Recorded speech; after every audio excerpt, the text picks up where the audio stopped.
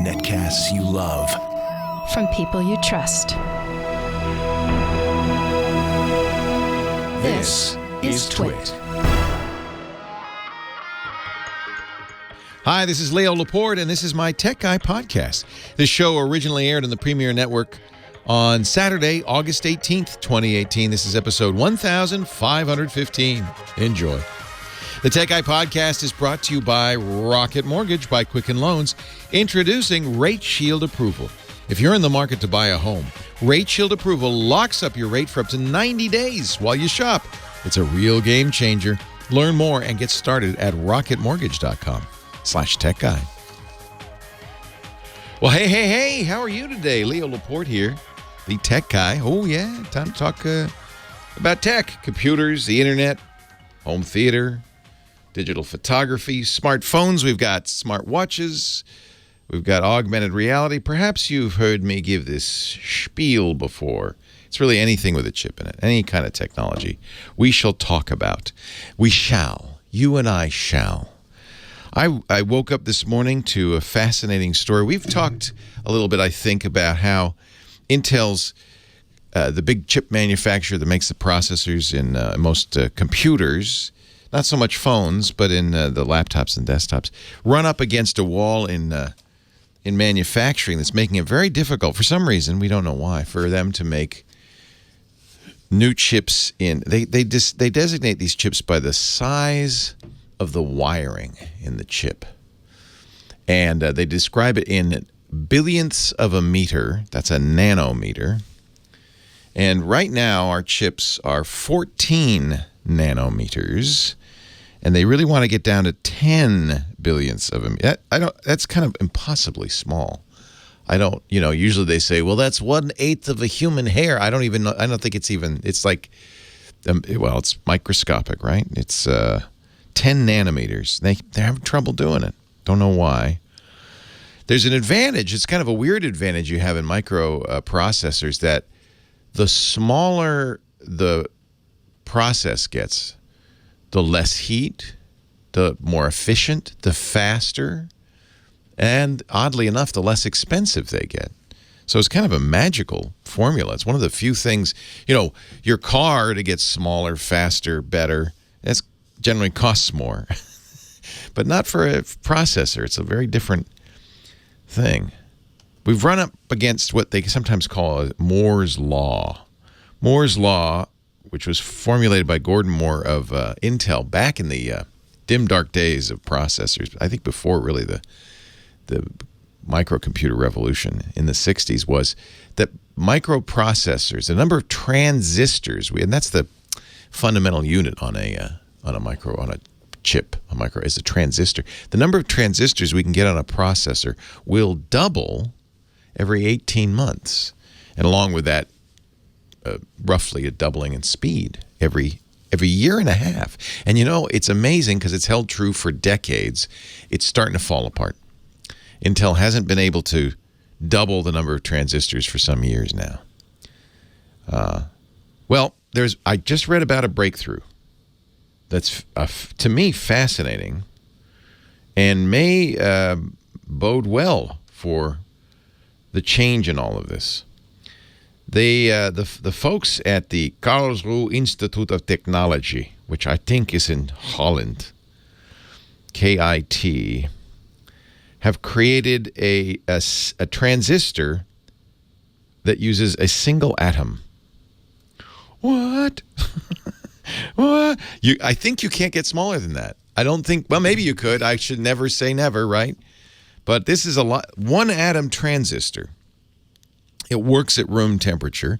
And, you're getting this amazing benefit of microprocessing again. It uses very little energy. About 1/10,000th of the energy that our current transistors and chips use. 1/10,000th. So imagine, we're getting now, I don't know how much smaller an atom is, but it's a lot smaller. It's one atom transistor. Your typical USB memory stick has several billion transistors, right? But imagine if it had several trillion transistors and it used 1/10,000th of the power. Well, I guess if it had several trillion, it would have to use 1/1000th of the power, but that's still pretty good. Or 1/100th, whatever, I don't know. Orders of magnitude less. That's still pretty good. Now, I don't know how close they are to making this, but they are able to do it at room temperature. The single atom transistor in the past has worked, at extremely low temperatures, like minus 273 degrees Celsius. But to have it work at room temperature is unbelievable. It's metal, no semiconductors are used, and that's why it's such low energy. Every once in a while, you read stories like this, and you think, well, the world's about to change, and then nothing happens. So, I see these breakthroughs, and sometimes, for instance, I remember I was so excited by something called supercapacitors, which were these devices that would hold a charge. They could be charged instantly, basically super batteries. They just never took off, except we've seen them in a few applications. Do you ever get an electric screwdriver that you charge in 30 seconds? That's a supercapacitor in there. And now, maybe this will be the most widely used supercapacitor of all time. Samsung's putting a supercapacitor in the S Pen in the Note 9. So the pen holds a charge for 30 minutes, but if you want to get another 30 minutes, you just put it in the phone, and 20 seconds later, it's ready to go. Supercapacitor.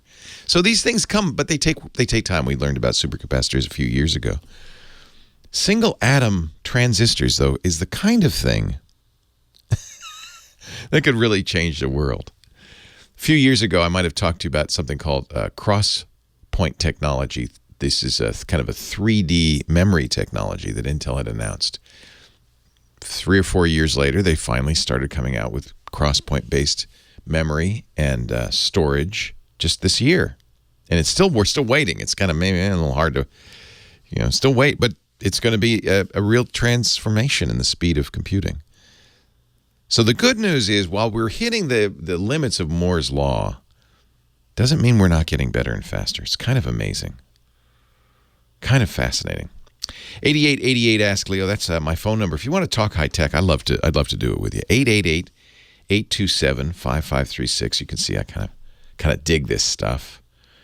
The website where we put all this hoorah is techguylabs.com, and here's the good news on that: it's free. So you can go to techguylabs.com and you'll find everything I talk about. You don't have to memorize anything. And for heaven forfend, you should try to write anything down while you're driving your car around town today. Nope, don't have to do it. Just go to techguylabs.com, and it will all be provided for you. 8888 Ask Leo, the phone number, 888-827-5536. What you up to? What's going on with your technology world? You got any questions? Need any help? I'm here for you. We'll go to the phones right after this. La la la la la la la.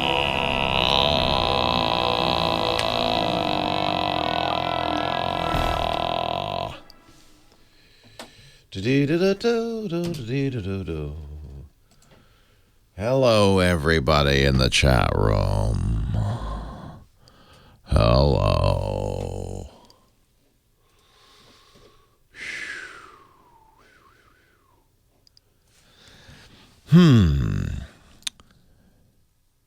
Yeah, except quantum computing, nobody's got one. So when that happens, I'll tell you about it. Leo Laporte, the tech guy. I'm always nervous when I hear music played by Michael Cozio, because I feel like, I wonder if that performer has passed on. Oh, well. But we lost Sister Aretha. We lost Sister Aretha this week. That's so sad. Hello, that is that voice you hear is Kim Schaffer. You'll hear her voice again when you call 8888 Ask Leo. She's your operator.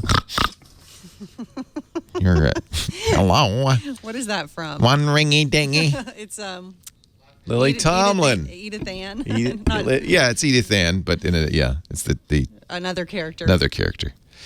Hello, Kim. Do you have a wonderful week? Yeah. Yeah. Just say yeah. It's the short answer. Yeah. As did I. It's great. Wonderful week. And have you been answering the phones all morning? No. No.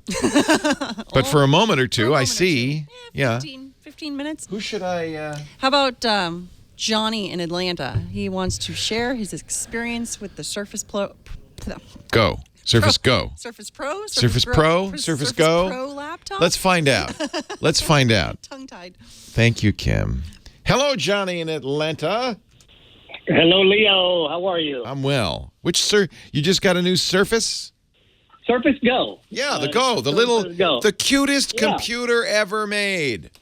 I totally agree. But let me tell you, I think I'm a glutton for punishment because I called you last year with my problem with my Surface Book with the battery expanding, Yeah, I remember that.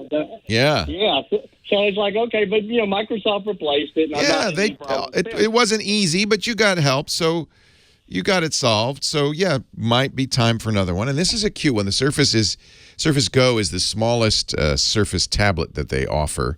It's, 9.7 inches, 10 inches. It's about the size of an iPad. In fact, iPad. Coincidentally, it's about the price of an iPad, too, isn't it? If you add everything together, yeah. Yeah. It really is. Did you add a keyboard and pen? I did. I went in the Microsoft store here in Atlanta, and so I bought it last weekend. And so, I really liked the one you had. You had the burgundy one. I had burgundy, yeah. And they have a blue suede Alcantara that's nice, too. Yeah, so I went ahead and got that. Now, one thing that turned me on about it, I thought, look at these multiple ways you can charge it, right? Not only with the proprietary charger that comes with it, but the USB-C charger. Yeah, it still comes with a Surface charger. Microsoft doesn't seem to want to let that go.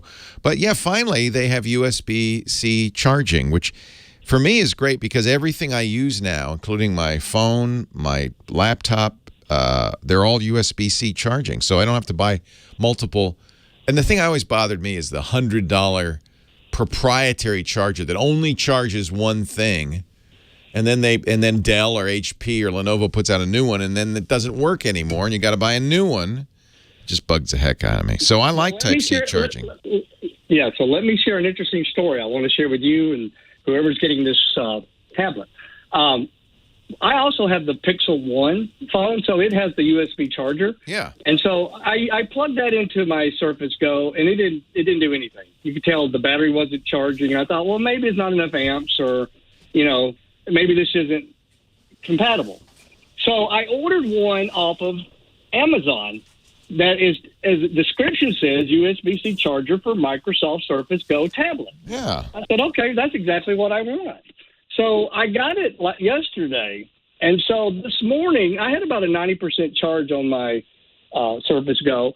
I plugged that adapter in, Leo, and it killed the computer. I mean, just went completely black. And so I tried to turn it on, it wouldn't turn on. Oh, that's not good. It was fried. So I went to the Microsoft store this morning. That's really not good. Okay, I wasn't ready to confess. Okay, I just wasn't. I was like, okay. So I go to the store and I show. I don't know what happened. It just stopped working. It just went blank.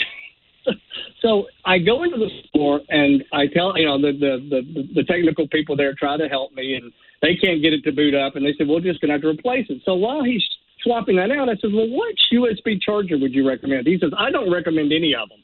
And I says, why is that? He says, because Microsoft has not released the specs yet as far as the proper amp. And if you're not careful, your computer. He told me that. So it's like, okay, I still didn't confess that I fried it. But I think Microsoft needs to, release something about this USB-C charger. Because I'll tell you a couple of things. First of all, never, ever buy a USB charger on Amazon unless you're very sure about who's making it. Right. Number one, Amazon does not do much to police its product line. There's a lot of counterfeits on there. And remember that only about half the products you're buying are from Amazon. The other half are from third parties who may or may not use Amazon's shipping services. But those third-party sellers, if it says if it says, even if it says shipped by Amazon or fulfilled by Amazon, but it's from some other company, I'd be very careful because, USB-C is not a well-defined spec in general. And it is absolutely conceivable that you could get a charger that would be wired poorly or something. But the thing is,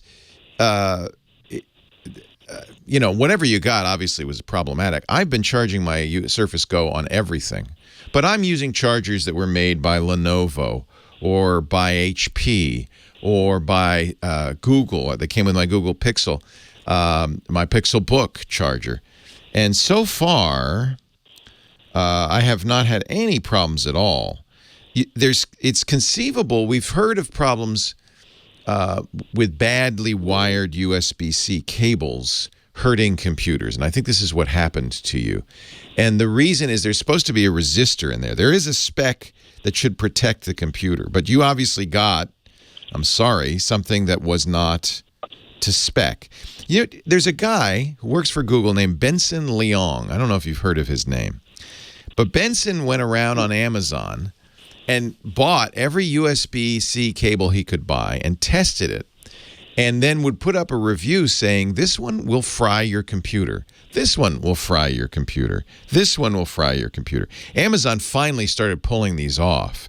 But for a long time, I would only buy USB-C cables that were Benson Leong approved. And apparently what was missing is a resistor that would protect the computer.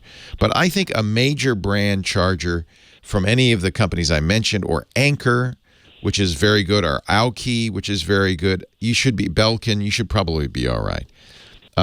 Did you just post, is that you, Techie Bud, in the chat room? So you just posted the link. All right. So it says, be the first to review this item. So that's another warning. That's a bad sign. So obviously I will give it a bad review. Yeah, I would say, I would really, when that happens to you, absolutely, immediately put in, hey, by the way, this killed my computer. You'll be saving people a lot of trouble.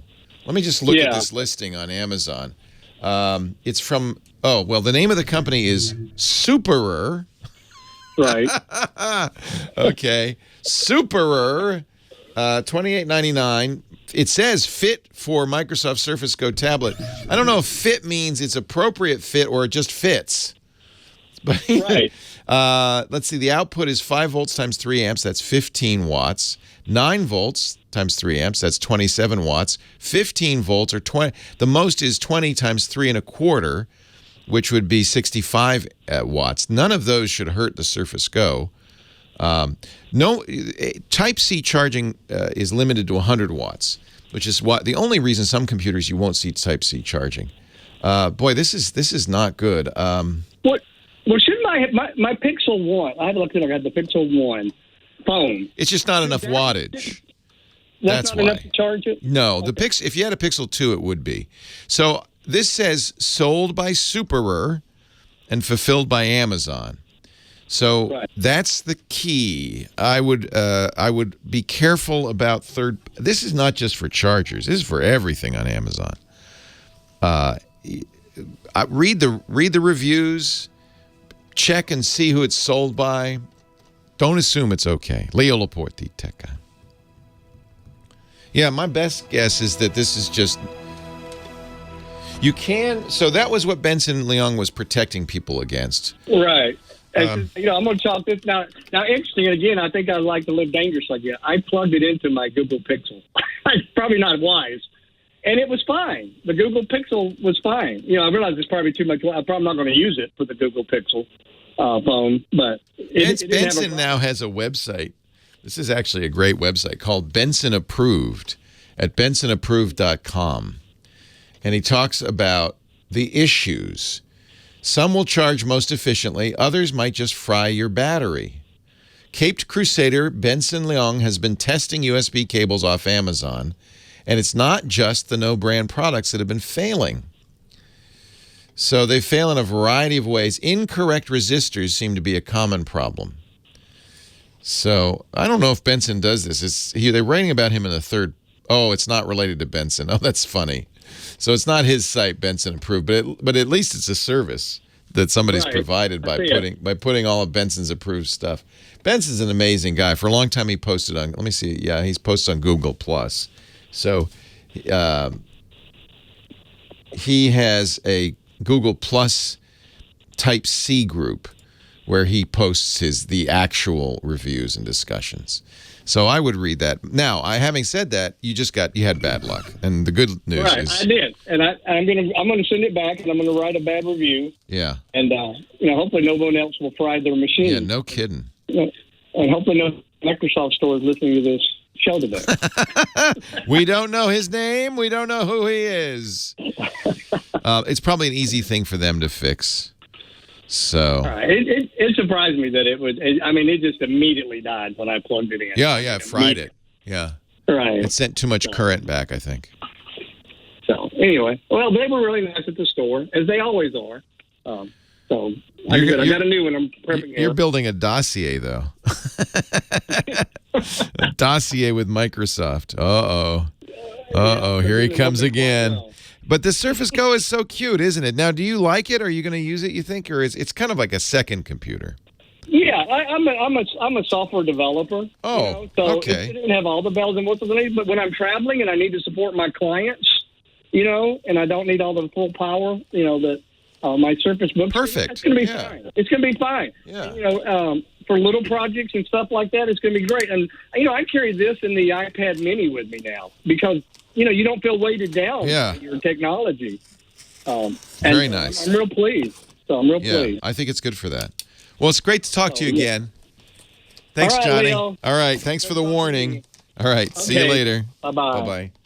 Bump, de bump. Bump, chiconk. That's the Red Hot Chili Peppers. I think. All I know is it's time for Scott Wilkinson. I'm pretty sure it is the Red Hot Chili Pepper. Who is a Red Hot Chili Pepper of a AV reviewer. Hello, Scott Wilkinson. Hey, Leo, how's it going? So the folks at Hisense say we've got our dual laser 100-inch projection, and we want to send it to Scott. And then Scott says, I have no room. I have no room. I have no room for it. It's a big thing. They're trying to. It's a big screen. It doesn't take up a lot of room in your room. That's true. It's a box that sits near the wall. But you need 100 square inches or 100 diagonal inches. 100-inch diagonal inches of wall space. Wall space. Right. And you must install it there. And unfortunately, I really wish I could accept it and take it and look at it and use it and work with it.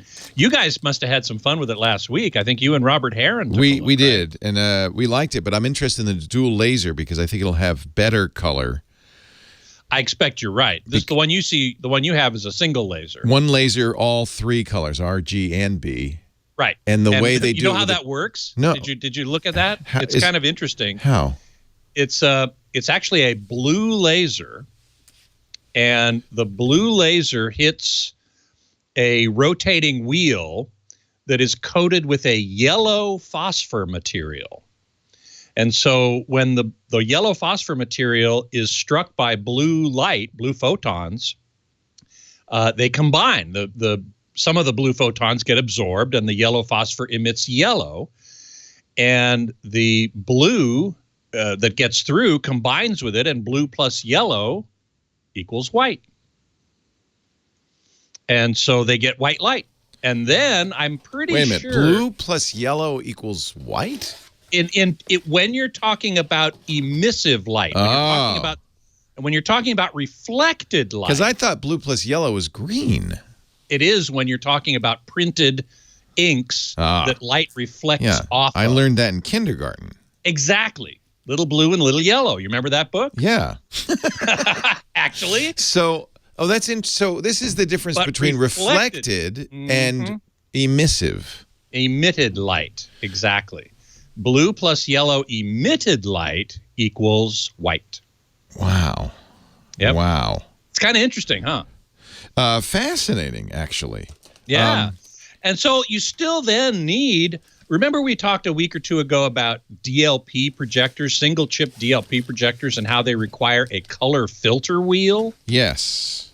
And so generally these DLP projectors, they have a lamp typically, and that produces white light. The The white light goes through this wheel that's spinning really fast, and it's got pi wedges of color filters.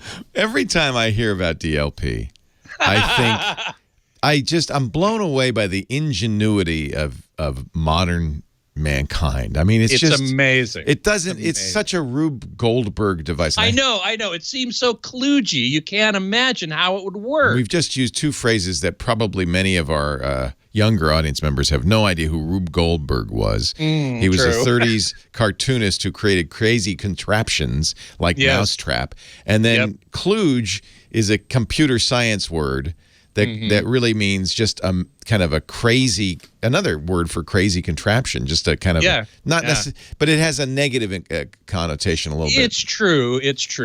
It's like sort of you stuck something together to try and make it work, and maybe it will, and maybe it won't. It might work, efficient. but it's not beautiful. It's not elegant in any way. Exactly. On the other hand, I think the DLP is quite elegant. I do too. It's amazing how well it works. In fact, when you go out to a digital cinema, there's one of two technologies is being used, either DLP or LCOS. And in the case of a Dolby cinema, it's DLP for sure. Now, in that case, they have 3 DLP imagers, one for red, one for green, one for blue. So you don't need this color filter wheel. But it's still amazing to me that on the surface of a DLP chip are these super tiny microscopic mirrors that jiggle back and forth and reflect the light either toward the screen, the lens that's going to go towards the screen, or away from that lens. So you get lighter or darker. And you were talking about Moore's Law earlier, and the same thing I think can apply to these DLP chips. How tiny can you make a mirror on a little stalk that jiggles back and forth really quick? I mean, how tiny are those mirrors? Oh, they're tiny. I can't remember the exact dimensions, but they're super tiny. That's just kind of amazing. You can't see them except if under a microscope. Wow. It just looks like a sort of a silvery sheen when you look at the front of a DLP chip, actually called a digital micro mirror device, or DMD. It's DLP, amazing to me that the mirrors somehow flip in the right sequence too. Yeah. And not only that, they zip back and forth. They can only have 2 positions, and they're typically, those positions are, I believe, 12 or 14 degrees apart. And that's enough to aim the light that's hitting them either towards the lens or away from the lens. And they go back and forth quickly enough so that depending on how much time they spend in the on position versus the off position, that determines the brightness of the light that's being reflected towards the screen for that particular mirror. There's also a term, as one would expect in this, called wobulation. Oh, yes. Another older term that isn't really used much anymore. It was used because these mirrors move so fast that they can actually, each one can actually reproduce 2 different pixels. And that's how most, virtually all 4K DLP projectors, at least those for the home, that's exactly the technique they use. They're really only 2K, but because of wobulation, they're 4K. Exactly. I think you're making this up. I'm not. If you told this to a kid and then added the wobulation, they would for sure say, "Come on, you're making this up. That's not how it works." Now, most manufacturers of DLP displays do not like that word because it sort of sounds silly like wobble. And funny. It's wobbling. But I call it pixel wiggling. So is that any better? I don't know.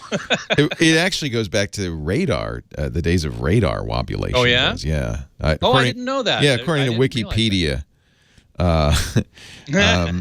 it's used to describe advanced radar waveform modulations. Mm-hmm. Well, that's what it is. It's a modulation. Mm-hmm. Sure, he says. Of course. What else would wobulation be? No, it's I quite think astonishing. wobulation's what happens when I go home at closing time and Well, yeah, trying there to, is that. Trying to ride my bicycle home. It's Trying to wobulate I'm your sorry, bike home. officer. It's wobulation time, which I don't do, by the way. In children. fact, that's what that Hisense projector uses. It uses Wobulation? Wobulation. Oh, I'm going to ask the Hisense guys when they come in.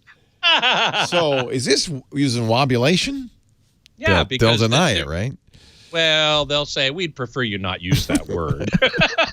What do you say? Wiggling? Pixel wiggling. Okay, I don't think that's. I any say better. pixel wiggling. Yeah, because the mirrors are actually forming one pixel over here and another pixel right next door. I thought DLP would be gone, but it's not. It's not. Nope, it's not. It's now mostly in inexpensive DLP home projectors and more expensive ones like the Hisense. I mean, the Hisense is pretty good. 100-inch screen for $10,000. The Christie Mirage at my local theater is using DLP. Right, exactly. But that's true 4K, and it's that's no wobulation there. $250,000. Find more on this and all AV topics at Scott's site, avsforum.com. He's editor there. And joins us each week. Thank you, Scott. Leo Laporte, the tech guy. I'm sorry, I derailed your show with wobulation. That's fine. Wobulation is What great. I a love great word. it. It is. It is. I love that word. Wow. All right, let me set up your TikTok, and you can take over. And by the way, I'll be back at 2:30 today. Oh, yes. We record Scott today. Record. Thank you. Sure. Would you like any soy curls for the road? They actually sound pretty good to me. Yeah, you're a vegetarian, right? Well, I'm a Pescatarian? Yeah. I don't. Why Andy recommended these, and then why I bought them. Delicious protein strips. So you soak them. Oh, really? Yeah, you have to eat to them out of the box. No, I thought. See, when he said soy curls, I thought these would be like chips. No, you don't eat them straight. You soak them for Hydrate. 10 minutes in a bowl of water. Yeah. You drain excess water. You place in a skillet, sprinkle 4 tablespoons of Butler Chick-style seasoning, or add your favorite seasoning or sauce. Heat on medium heat and stir until lightly browned. You know what I'm gonna do? That's kind of like noodles. Taco Tuesday. I'm gonna replace our regular ground beef with soy curls and see if the child notices. Now, is this a weight loss thing or just No, it's a vegetarian thing, I think. a vegetarian thing? Yeah, but you also got some meat products in that box, right? No, that's a different box. I had a big day today. Ah. I got bull and cleaver biltong. This is supposed to be the jamon iberico, the prosciutto of dried beef. All right, I better give you the con here. All It's right, only thank going you very downhill. much. Yeah, It's only going downhill from here. yes. Prosciutto. The prosciutto Hey, everybody. of dried meat. Nice to see you all. I have a very fun evening planned. Today, in fact, is my 28th wedding anniversary. Aw, that's nice. Yep. So we're going to the Hollywood Bowl. Oh. We're going to hear the LA Phil and Gustavo Dudamel with the guitar duo Rodrigo y Gabriela. Ooh, how fun. That'll be fun. Do you know those? Do you know that duo? Yes. They're amazing. Yes. Acoustic guitar, man and a woman. They're described as acoustic guitar shredders. Wow, that's just to get the young folk in the door, I think. It's true. It's true. And the Hollywood Bowl is pretty full for this concert. Oh, what fun. It's going to be a lot Happy of fun. anniversary to you. And Thank your you. Lovely And Joanna. spouse, Joanna. Yes, Mrs. Scott, as she's known in the chat room. Scott. Only in the chat room. You know, when we go to a conference that it's her conference and I'm tagging along, I'm Mr. Joanna. Mr. Joanna. Yeah, see, Yeah. that's fair. It's fair. Exactly. So, hey, Emily the Strange, you're a veggie too. That's good to know. Tech San Diego is saying, looking for a 32-inch TV that doubles as a computer monitor, primarily used as a computer monitor. Is there a theoretical limit for a computer monitor? I don't know what you mean by limit. Limit of what? I don't really look at TVs that small. And I remember a time when a 32-inch TV was really big, but it's not so big anymore. So I'm not sure what you mean, Tech San Diego. Theoretical limit of what? Thank you, Dr. Mom Grandma. Thanks, everybody. Yeah, it's very exciting, actually. 28 years ago today, we got married in lovely Pasadena, California. It's a long time being married. I know. That's I know. good. Congratulations. And it's good. Thank you. Yeah. Emily the Strange, glad you remembered your anniversary. That's true. Yeah, I don't forget things. You going to stick around for the top of the hour? Sure, have to. All right. Leo Laporte, the tech guy. 8888 Ask Leo, the phone number. On we go to line 1. Tom, Wilmington, North Carolina. Hello, Tom. Hello, Leo. It was really good talking to you. Good to talk to you. Thank you. I got a situation here. I've got a neighbor that he says, "Oh, you know computers, don't you?" And I said, "Well, yeah, somewhat." When anybody says that to me, I say no. Well, just a little word of advice. This could be a thing. Now he confessed to me. He stepped in the and really confessed that he got suckered into calling a number with his iMac. And then the guy he was having troubles with Alexa, and he was getting very frustrated. Now he calls this number. And they said, could they have access to his computer? Oh, he did. The real question on this, though, because obviously calling a number isn't necessarily bad. I mean, there are legitimate support people out there. Where did that number come from? Was it a pop-up on the screen? Well, yeah. Yeah, that's what you don't want. On the screen. No, yeah. That's what you want to avoid. Okay. What did it say on that pop-up? Well, it did lead you to think that they were a true help for Alexa. Well, why wouldn't they do that? Now, did he go to Amazon.com and then it said, "Here's the number to call"? Well, it had Amazon in there. Well, that's easy. Guess what? I'm Jeff Bezos. Nice to meet you. I am the richest man in the world, and I'd like access to your computer. Doesn't mean you believe me if I say that. So let me ask you this question. Did he know he was having trouble with his Echo? Or is he sitting on his computer and it pops up saying, "I see you're having trouble with your Echo"? Yeah, well, now he didn't get into much of that. He's really paranoid with the fact now that he did wrong. Yes, he did do wrong. Okay, so here's the thing. I'll just give you the bottom line really quickly. If at any point in your day-to-day computing, something pops up on your screen and says, "I'm from Microsoft, I'm from Amazon, I'm from anybody," and we see you have a problem, call our helpline. It's an 800 number. That is a lie. That is a lie. It's an easy lie to perpetrate. It's very easy to do. You can put code on a website, sometimes against the website's will, because a lot of websites have, just like computers, have security flaws, and bad guys look for those flaws. They have these exploit kits they can install on the website. And what happens is when you surf to that website, you get a pop under maybe. The website looks normal and everything. Then when you close your browser, there's this window on your screen. Doesn't even look like it came from the browser, right? There's this window on the screen that says, "This is Microsoft." And you call that number. Now, the number is going to connect with a help guy, oftentimes a real help guy who's moonlighting.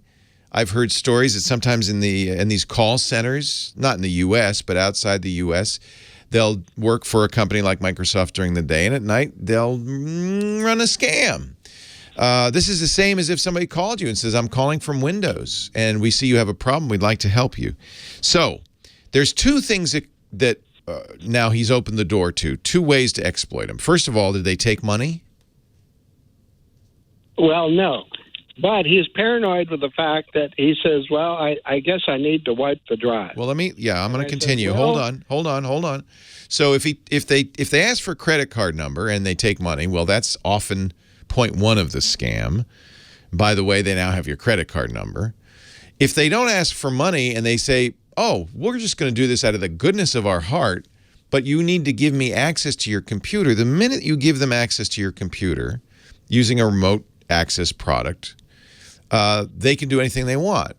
You could stare at the screen. You don't know what they're doing. So they can do anything they want. At this point, it's prudent, unless he could verify that this was a legitimate service offered by Amazon, it would be prudent to assume that his computer is now infected in some way. This is what his paranoia is. It's not paranoia. He's absolutely right. The computer might be infected. And there's no way of knowing. Now, I know there'll be people who will say, oh, no, you bring it into the shade tree mechanic down the street. Oh, that's all right. I can fix that. First, let me look and see. Oh, yeah, I found a couple. I removed them. Let me run my program malware bytes and see if I can find any more. And you can find some stuff and remove some stuff. The problem is just you don't know, because depending on how sophisticated this operation was, they can put stuff on there you can't detect. Let me repeat that. They could put stuff on there you can't detect. And at that point, you don't know what it is.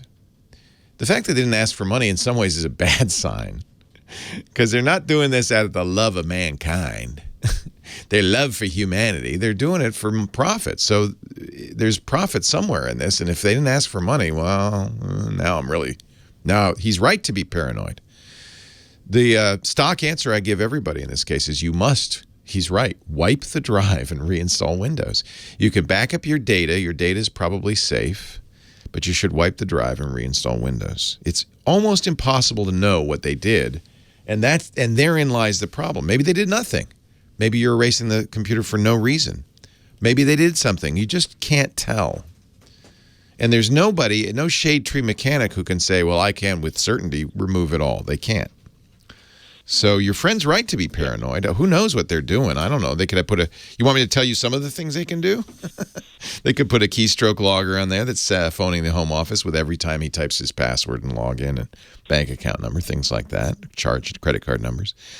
They could be putting a remote access Trojan on there that gives him full access to everything he's doing, including the camera, the microphone, and every screen.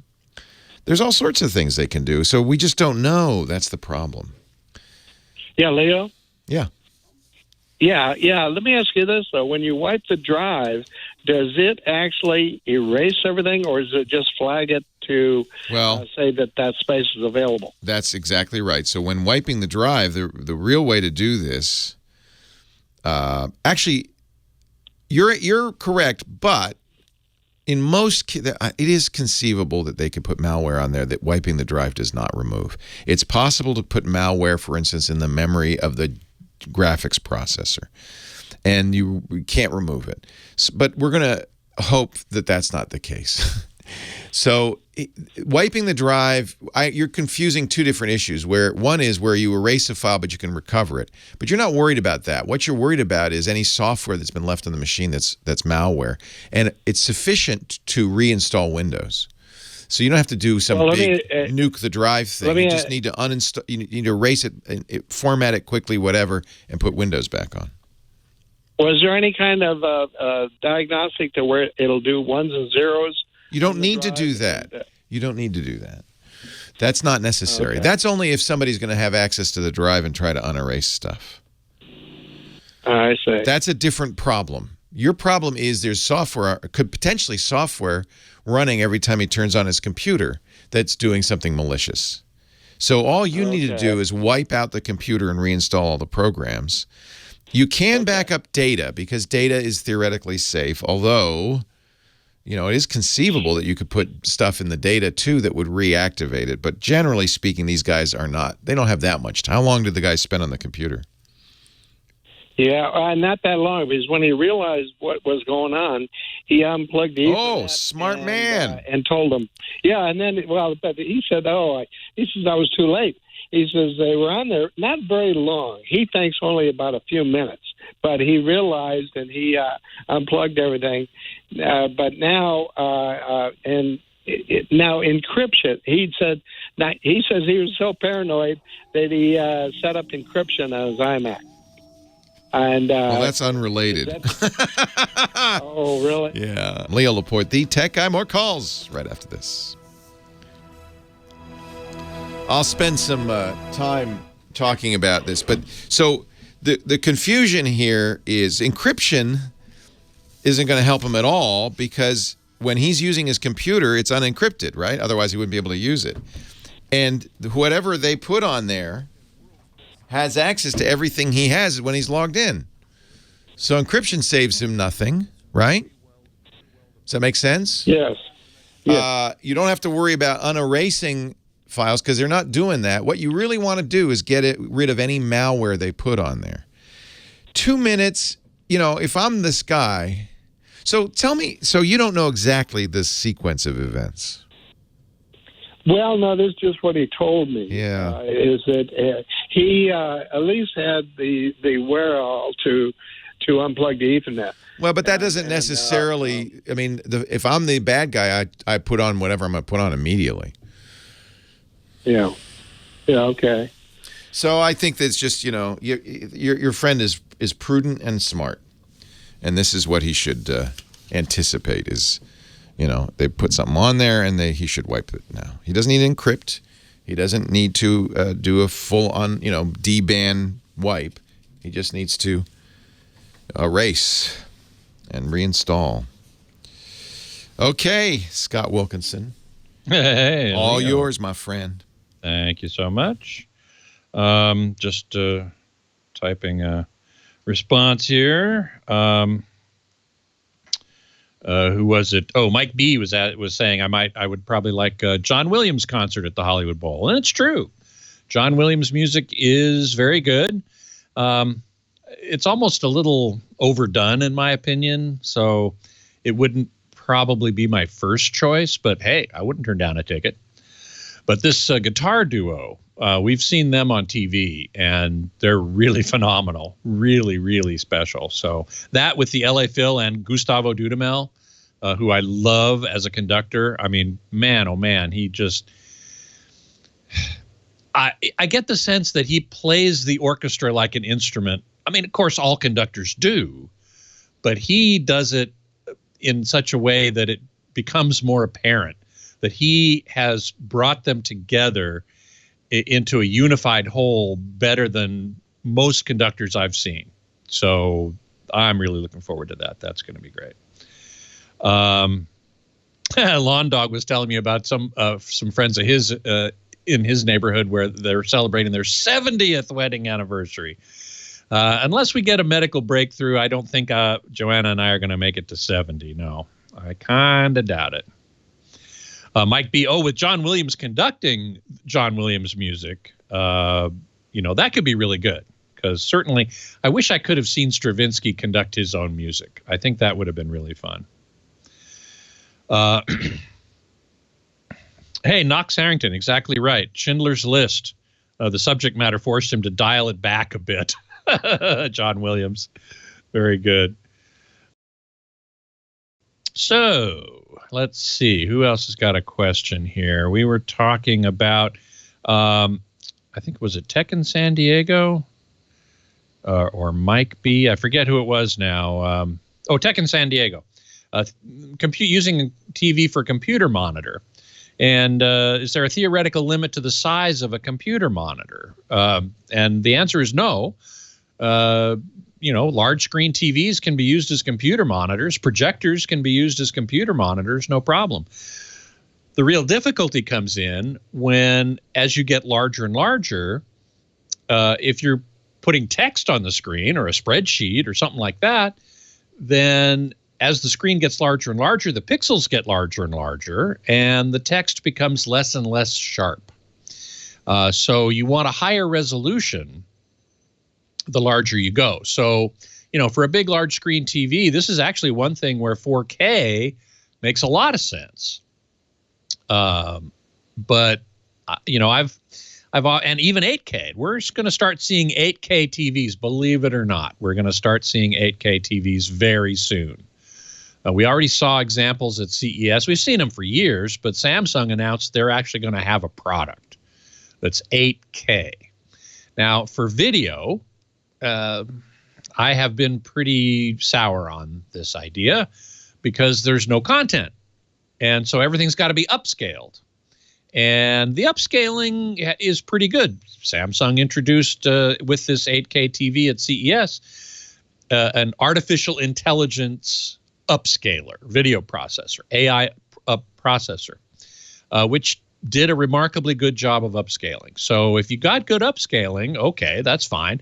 You certainly can't see the increase in resolution unless you get right up to the screen. But, you know, for a computer monitor, that would be really great. If you had a huge screen at 8K and you were doing a computer monitor, you'd have tons of real estate. You could see all the text very sharp and crisp, and it would be great. Tech in San Diego said, in fact, that he does a lot of cosmology and astronomy, so having a wider view of the universe would be good, and I agree. Another really good application for super high resolution is medical imaging, where, you know, if you're in an operating room and you've got a robotic thing that's poking around in somebody's body, you want to see the highest resolution you can, and you're looking at a computer monitor pretty close to your face, presumably. Either that or you're looking at a really big one a little farther away. In either case, you want to be able to see as much detail as possible because millimeters, microns maybe even count. So that's something to think about. Somebody asked me earlier about an Integra soundbar, and I had never heard of an Integra soundbar before. Looks like I've run out of buffer, so in the chat room I can't see who it was.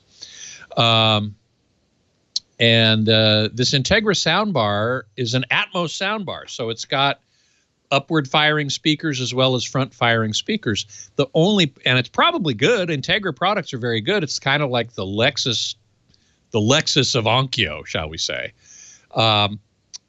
It's good. It probably works very well, but it has its own AV receiver. And it looks to me, after a cursory inspection, that you cannot use it with a regular AV receiver. You must use its AV receiver, which has 4 HDMI inputs and a few other things, but a special proprietary speaker cable that goes from the AV receiver to the soundbar. So I never like a closed proprietary system. That's going to be a problem. Yo Dave is asking what's the recommended website for buying a bias light? Should the light be on any time the room isn't bright? The answer is yes. The second question. The first question is cinemaquest.com. I believe it's .com. I can look that up real quick. But they make the bias light that I use and the bias light that I recommend. So CinemaQuest Inc. Sorry, CinemaQuest Inc. Inc.com gets you to the CinemaQuest website, and there you can buy the Ideal Lume, IDEAL-LUME, Ideal Lume bias light. And I highly recommend that. It's now based on LEDs. And that's what time we have. Scotty, you're the best. Happy anniversary. Thank you so much. Have a wonderful time tonight. Well, hey, how are you today? Leo Laporte here, the tech guy. Time to talk about tech, computers, the internet, home theater, digital photography, smartphones, smart watches, all that jazz. 8888 Ask Leo. That's the number. 888-827-5536. That's toll free from anywhere in the U.S. and Canada. Outside that area, you can still call. Just use Skype out or something like that. It won't cost you anything because it's a toll-free number in the U.S. 888-827-5536. Now I've confused you, and I apologize. TechGuyLabs.com is the website, and the number's written there, too. TechGuyLabs.com. You don't have to remember anything. It's all on the website, and there's no charge. There's no sign-up. TechGuyLabs.com. So it's interesting to hear that they have, and that's not surprising in the least, that the bad guys, the malefactors, have spread their wings a little bit. It used to be that the pop-up you'd see on almost invariably on Windows machines was from Microsoft. I put that in air quotes. You can't see it, but imagine, air quotes, Microsoft. Not really from Microsoft, obviously. Now they're saying Amazon, your Echo. That's interesting. That's really interesting. So far, I don't know of any malware way to get your Echo to say anything bad. I don't know of any, your Echo just pipes up saying, oh, I'm having problems. Call this number. But that's only so far. I can see a day where that happens. Perhaps you install a malicious task without your knowledge. You know how you get those tasks, and you can just add them with your voice. And maybe it's a malicious task that somehow does that. But right now, the real place you see it is as you're using your browser. Websites will, using JavaScript, sometimes intentionally, sometimes you can't blame the site. They just have some, there's a security flaw in the site and a bad guy put some software on it. And it pops up a message that says, hey, this is Amazon. I see you're having trouble with your Echo. That's interesting that they're doing that. Call this number. When you call a number like that, you're going to have two things. One is they'll often ask for money, in which case, they're ahead already. And then remote access. Don't give anybody remote access to your computer. I guess this would be the bottom line. Don't give anybody. And they'll be very persuasive. They'll scare you. There's a couple of ways that people can get your mind, your logical reasoning to turn off. The number one way hackers use to get your reasoning to go away, your normal suspicion to go away, is fear. I got an email the other day that was really effective at this. Scared the heck out of me till I really thought about it. Maybe you've seen this. This is a common scam now. The email subject is, your password is, and then, monkey123, but a real password of yours. Wow. When you get that one, that's a little scary. In the subject, you're not going to skip that because you thought that was secret. Now, here's the thing to remember. It should leap into your mind, is that there have been numerous password breaches of databases. Many of them have passwords in them. In fact, there's so many now that there's a great website that's called Have I Been Pwned? Pwned is the hacker word for owned or taken over. It's haveibeenpwned.com. And when you go there, you can see if your email has been compromised. So you enter in your email address. I'm going to enter in the one I use most commonly. And then you press the button, Pwned. Oh, yes. Oh, no. Pwned on 19 breached sites. So that email that I just entered into, have I been, and by the way, this is safe to do. It's reasonable to be nervous when you see something like this. That email that I entered in was used on many, many sites, because it's my common email, and it says there were breaches at Adobe. 153 million Adobe accounts were breached. At Bitly, at Disqus, at Dropbox, at Evany, which is a game, at Kickstarter, at Last.fm. This is me. LinkedIn, Little Monsters, which is Lady Gaga's fan site. I didn't know I was a member. Apparently I am. MySpace.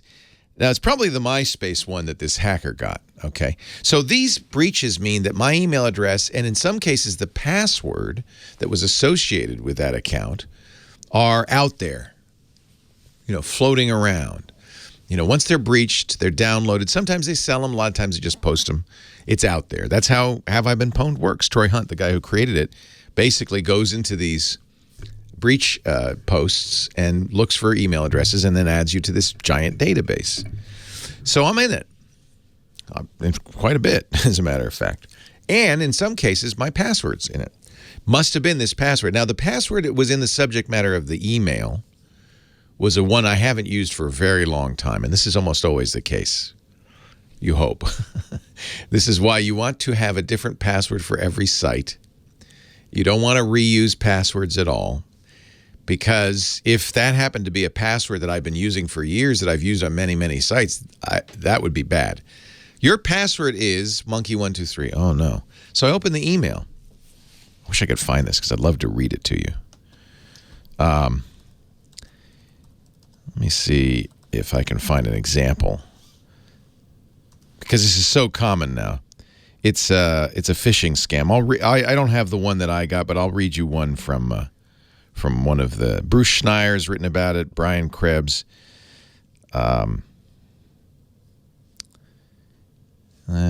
No, that's not it. Basically, they said, so we have your password. And we noticed that you logged into an adult site. And we hacked you. And because apparently somehow because they had my password, I don't know. We hacked you. And we recorded you looking at this adult site plus the adult content. Now, you will send me $2,000 in Bitcoin, or I will take this video and by the way, I also have your contact list, and send it to everyone on your contact list. Now, I think a lot of people would get this email and be, what? And this is the key. Remember, I was saying, I'll put a link to the Krebs on Security blog post, by the way, on this. You don't know me. I finally found the email. And you're thinking why you received this email, right? Well, I actually placed a malware on the porn website. And guess what? You visited this website to have fun. While you were watching the video, your web browser acted as a remote desktop and a keylogger, which provided me access to your display screen and webcam. Right after that, my software gathered all your contacts from Messenger, Facebook, and email. What exactly did I do? I made a split-screen video. First part recorded the video you were viewing. Next part recorded you. What should you do? Well, and by the way, this one only asked for $1,400. $1,400 is a fair price for a little secret. You'll make the payment via Bitcoin. Anybody, just show of hands. No one knows you're listening. Anybody fall for this? The good news is you have to send Bitcoin, which is so devilishly hard that most people probably just get, I don't know what, I give up. I'll cross my fingers. This is a scam. And the fear is the key, and this is how we got into this. Bad guys will use fear to get you to act without thinking. You've been hacked. You've been spied upon. They'll use other emotions too. When doing social engineering, this is a very famous case. A social engineer hacker called customer service at a phone company. My husband just left the house. They are playing, by the way, a recording from YouTube of a baby crying in the background.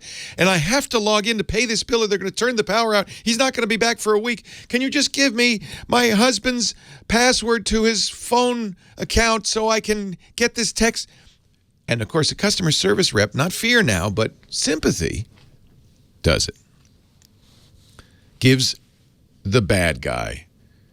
Actually, I think the way this one works, this is how they steal your phone number. I need a new SIM.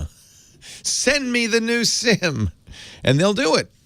So fear, sympathy, sadness, there's lots of ways you can be manipulated. Be aware, though. Be really aware. When you get an email or a link, when you get a pop-up on your screen that plays upon these strong emotions, pause. They want to turn off your brain. Don't fall for it. Keep thinking. What are they trying to do? Is this possibly a malicious attempt to hack me? Is it possible? And the minute somebody tries to or asks you for access to your computer, just say no. Nope, not going to give you remote access. That's just too dangerous. Never give a stranger remote access to your computer.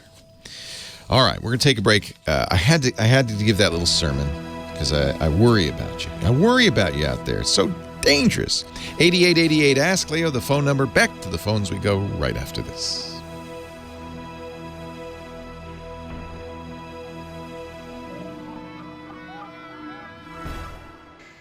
Tech Guy Podcast is brought to you today by Rocket Mortgage. Your new home will be brought to you by Rocket Mortgage, if I have anything to do with it. Rocket Mortgage from Quicken Loans, the #1 lender in the country, #1 in customer satisfaction, 8 years in a row, according to J.D. Power, #1 in volume, too, and that's only recently. That's since December, when they kind of outpaced the big bank, you know. And I'm glad they did, because the last home loan we got was from that big bank. And that's such an antiquated thing to go into the bank and, you know, you got to dress up a little bit. Please, may I have some money to buy a home? And the banker says, well, perhaps, but here. And he drops a stack of papers in your lap and says, fill out this application and get back to me. So we did and got back to him. And then for the next literally 2 months, They kept saying, call your bank. We need statements from 2010. Oh, what about pay stubs for your last job with Tech TV in 1998? Oh, what about this? What about that? We faxed. Took 2 months. We almost lost the house. It was terrible. I will never do business with a big bank again. Fortunately, I don't have to, because along comes Quicken Loans and Rocket Mortgage, and it's a game changer. Because of rising interest rates, only recently have rates started going up. It's been fairly stable for the last, 5 years? But the rates are going up. And I know that's a problem because as you're out there house hunting, every day extra you take, there's the risk, my rates are going to go up and it's going to cost me more. And, a quarter point interest rate goes up on a 30-year fixed, and you're talking tens of thousands of dollars over the life of the loan. That's a big deal. That puts pressure on you. You don't want pressure when you're looking for a house. You want it to be a Zen experience. You're finding the perfect place. Wouldn't it be nice to have as long as 3 months to look at the house? That's exactly what Quicken Loans and Rocket Mortgage are doing. So let me go through the process. First of all, when you go to get a loan, you do it on your phone, you do it on your computer, you go to rocketmortgage.com/techguy. It's very straightforward. There's not a big stack of papers. You just answer a few simple questions. Because of their relationships with all the financial institutions, all you have to do is give them permission. They can go out, get the information they need. The first step, they call it the whole thing the power buying process. The first step is called qualified approval. And they do that within a few minutes while you're on the phone practically, on the application on the website. They will go through your income, assets, and credit and give you pre-qualified approval. Yep. Based on what you've told us, good. Then they have a loan officer look at it, and this all is behind the scenes. You don't have to worry about it. And within 24 hours, they're very fast, not 2 months, not 2 days, not 2 weeks, 24 hours, they're going to give you what they call verified approval. Now, that means basically you got the loan. When you go to make an offer on a house, the seller will see you as a cash buyer because you say, no, I got this letter from Rocket Mortgage that says I'm good for it. I got the loan. That's awesome. That gives you the strength of a cash buyer. You're right at the front of the line. But something else happens too. They call it Rate Shield approval. It's brand new. It's exclusive to Rocket Mortgage. They lock up your rate. They say, no, you got the verified approval. Now that rate we just quoted you, that's guaranteed for up to 90 days. You shop, you take your time, you look for the perfect house. Don't feel any pressure. The rate cannot go up. It can go down. If rates go down, I don't think they're likely to, but if they did, your rate would go down. They are likely to go up, but your rate will not go up. Either way, you win. That's awesome. Rate Shield approval. It's exactly why Quicken Loans has become the #1 lender in the country, because they think about the customer's experience and they make it better and better and better. To get started, it's very simple. Do the whole thing at rocketmortgage.com/techguy. It'll happen in minutes. It's very quick. Now, here's a couple of things the lawyers say. I have to tell you, Rate Shield approval is only valid on certain 30-year purchase transactions. Additional conditions or exclusions may apply. Based on Quicken Loans data in comparison to public data records. Equal housing lender. Actually, that's important, right? Licensed in all 50 states. NMLS consumeraccess.org number 3030. Here's what you need to remember. Simple enough. rocketmortgage.com/techguy. rocketmortgage.com/techguy. We thank Quicken Loans and Rocket Mortgage for their support of the Tech Guy podcast. And now, without further ado, on with the show. Leo Laporte, the Tech Guy. 8888 ask Leo. The phone number, line 4. Diane in Chicagoland, Illinois. Hello, Diane. Hi, Leo. How are you? Couldn't be better, Diane. I've got a cup of coffee and a Slim Jim, and I'm ready to answer your call. Okay. I just bought this cordless phone from Amazon. All I need is a cordless phone to go along with my Uma Voight, and I wanted to have a headset or be headset compatible so my hands are free, so I can do things. The phone is laying down someplace. I just have the headset on my the headset. I'll have it in my fanny pack as I walk around the house. Right. And so I wanted to have a headset so my hands are free. Right. And I bought a Uniden from Amazon in January, and the warranty is gone. Okay, the problem is I have the headset on. I can hear the caller, but the caller cannot hear me. Oh, nuts. I know this is not a computer problem. That's all right. Can you recommend I know this is not a computer problem, but can you recommend a good cordless phone that either I can use a Bluetooth or a headset jack so that my hands can be free? Yeah. My favorite cordless phones are from Panasonic. Now, Right. I should mention that probably what happened here, it used to work, right? And then it just stopped working at some point. Yes. Yeah. Probably what happened is that the microphone on the headset stopped working. They can still hear you when you're on the phone handset, right? Yes. Yeah, it's just, and these headsets are fragile, especially if you stick them in a fanny pack and, you sit on them or whatever. They're a little fragile. What you could probably do to save money is get a replacement headset. All right. Because it's almost certainly just that little microphone, on the little boom there, that little microphone, those are very fragile. And it could easily get damaged. You have a pet, they could chew it. There's all sorts of things. So before I would go out and spend a couple of $100 on a brand new phone, I would just see if you can replace the headset on that. And who did you buy? Who made it, the phone you have? Uniden, and they no longer make phones. Oh, they got out of the business. I would still look on eBay for a replacement. It's probably a standard headset, but I don't know. And this one's a little tricky. If there only were still Radio Shacks, I would say take it to Radio Shack and see if you can get a replacement. Because that plug, it plugs into your phone, right? The headset.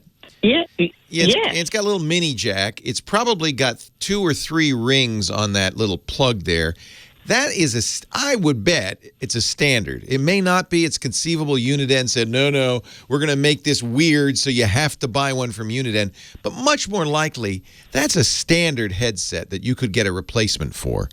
The problem is there aren't radio. If you went down to Radio Shack and you said, can you replace this? They would say, oh, yeah.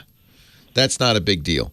But I am guessing it is what we call, get ready for this, a 2.5 millimeter tip ring sleeve jack, or TRS jack. That's that 3-ring mini jack that plugs into the phone.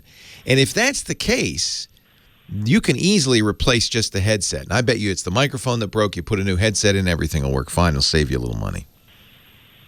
All right. And I have seen headset jacks at Target and Target might have them, yeah. Nobody has filled in for Radio Shack. I'm sorry to say. I wish, because we need a consumer electronics store where you can go down and get things like this.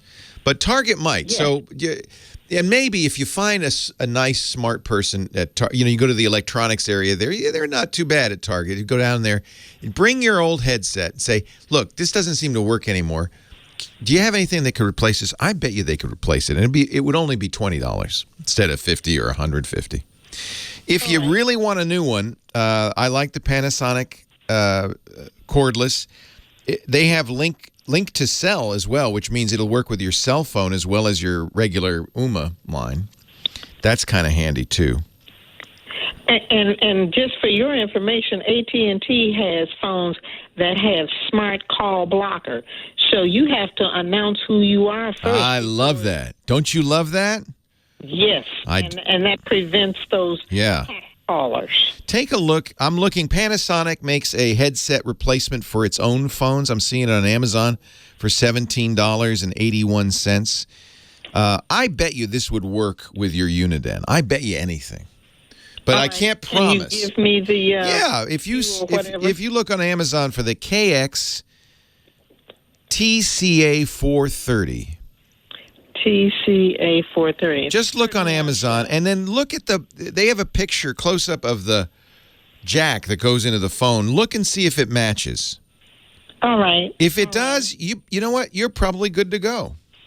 Okay. I want you to stay on forever. I want to stay on forever, too. So write to God and tell him not to take me too soon, will you? I certainly shall. You're much better than that Kim lady. Oh, don't say that. Kim's vicious.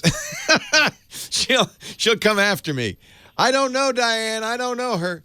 So next time you go to church, you say a special prayer to keep the tech guy on the air, will you? Yes, I shall. You sound like you might be a churchgoer. I am. Yeah. I am. And I'm the lady that is in love with the Note 3. I know who you are, Diane. You know I know who you are. Right. I love you, Diane. I understand that the Note 10 is going to be better than the Note 9. Yeah. Well, that's always true, isn't it? They have. I'll tell you when we come back. Leo Laporte, the tech guy.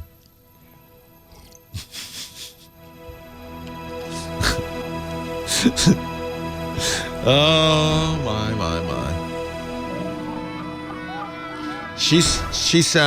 Diane is so great. I love it whenever she calls. He's been everywhere, man. He's spread the mountain air, man. He's Johnny Jett, our traveling guru. And he joins us every week to help us travel better with technology. Hello, Johnny. Hello, Leo. You show me your backpack? Is that I was showing you my Toomey travel backpack. We're getting ready. Got a trip coming up. And you know what that means. All new clothes and all new luggage. Is it slash proof? Should it be slash proof? Some of them. So listen, when you're going through, like, Las Ramblas is notorious for pickpockets. In Barcelona. That's the big stroll in Barcelona. Yeah. So my tip for you is when you're wearing that backpack, wear it on the front. Like a baby. Like a baby. You might look like a fool, but your belongings will be safe. Okay. I actually wouldn't even. Down, don't fall for it. Yeah, no, I wouldn't even dream of wearing a backpack out there. No, I don't want to do that. I've seen plenty of videos of backpacks being snaked out from under chairs and tables and all over the place. Yeah. Actually, a great guest for you would be one of my buddies, Kevin Coffey. He was LAPD detective. He's spoken around the world. He's been on Oprah like 4 times teaching them travel safety and how to avoid pickpockets and things like that. And I think he would be a great guest for you. Can I say something incredibly imprudent? Yes. I have, as you know, traveled widely. Not as widely as you, but I've been to, I think, more than 100 countries. I've traveled all over the world. I have never yet, knocking firmly on my wooden desk, never yet been robbed in any way. Ever. I know plenty of people who have. Never. Right. Now, partly it's because I wouldn't carry a backpack around town. I have as you know, I have a travel jacket with lots of hidden inner pockets. So hidden, sometimes I lose stuff in it. I keep my stuff in there. Now, what about your passport? Do you carry it around? I do not. I usually lock that up in the safe. It all depends on the country. But I've never been robbed either, knock on wood. But I've been with people who have, and a lot of times they're in places that you would not expect, including on Palm Sunday. I was touring a church in Germany, and someone in our tour group said, "Oh my God, my wallet's gone." So while we're in the church, in a church of all places, exactly. So you just can. They should know that really only the ministers are allowed to rob you in the church. Oh my God. I almost said priests, and I stopped myself. Well, you just asked the last caller to pray for you. So Now it's pray doubly, Diana. Now you really need it. Pray doubly. Big time. This is a cause for concern, and I think it's on the upswing, isn't it? I mean, it is. I mean, that's the issue. Is I haven't been robbed, but most of my travels are in the distant past, so I should be careful because I haven't been to Barcelona in 10, 15 years. It's probably more dangerous now, right?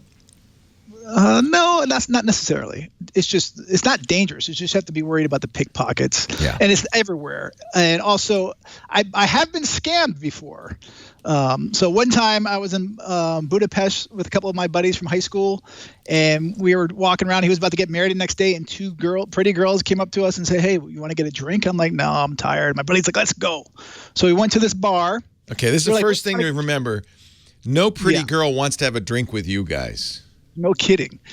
But it seemed legitimate because because we're good-looking young fellas. They're like, "Where do you want to go?" We're like, "We have no idea." They're like, "How about let's just go to this one right here?" Yeah, so right here. Yeah. They're in there. Yeah. They get around drinks. Yeah. Anyway, the bill comes. It's 10 times more than it's supposed to be, and they're like, "Oh my God, I can't believe it!" How dare they?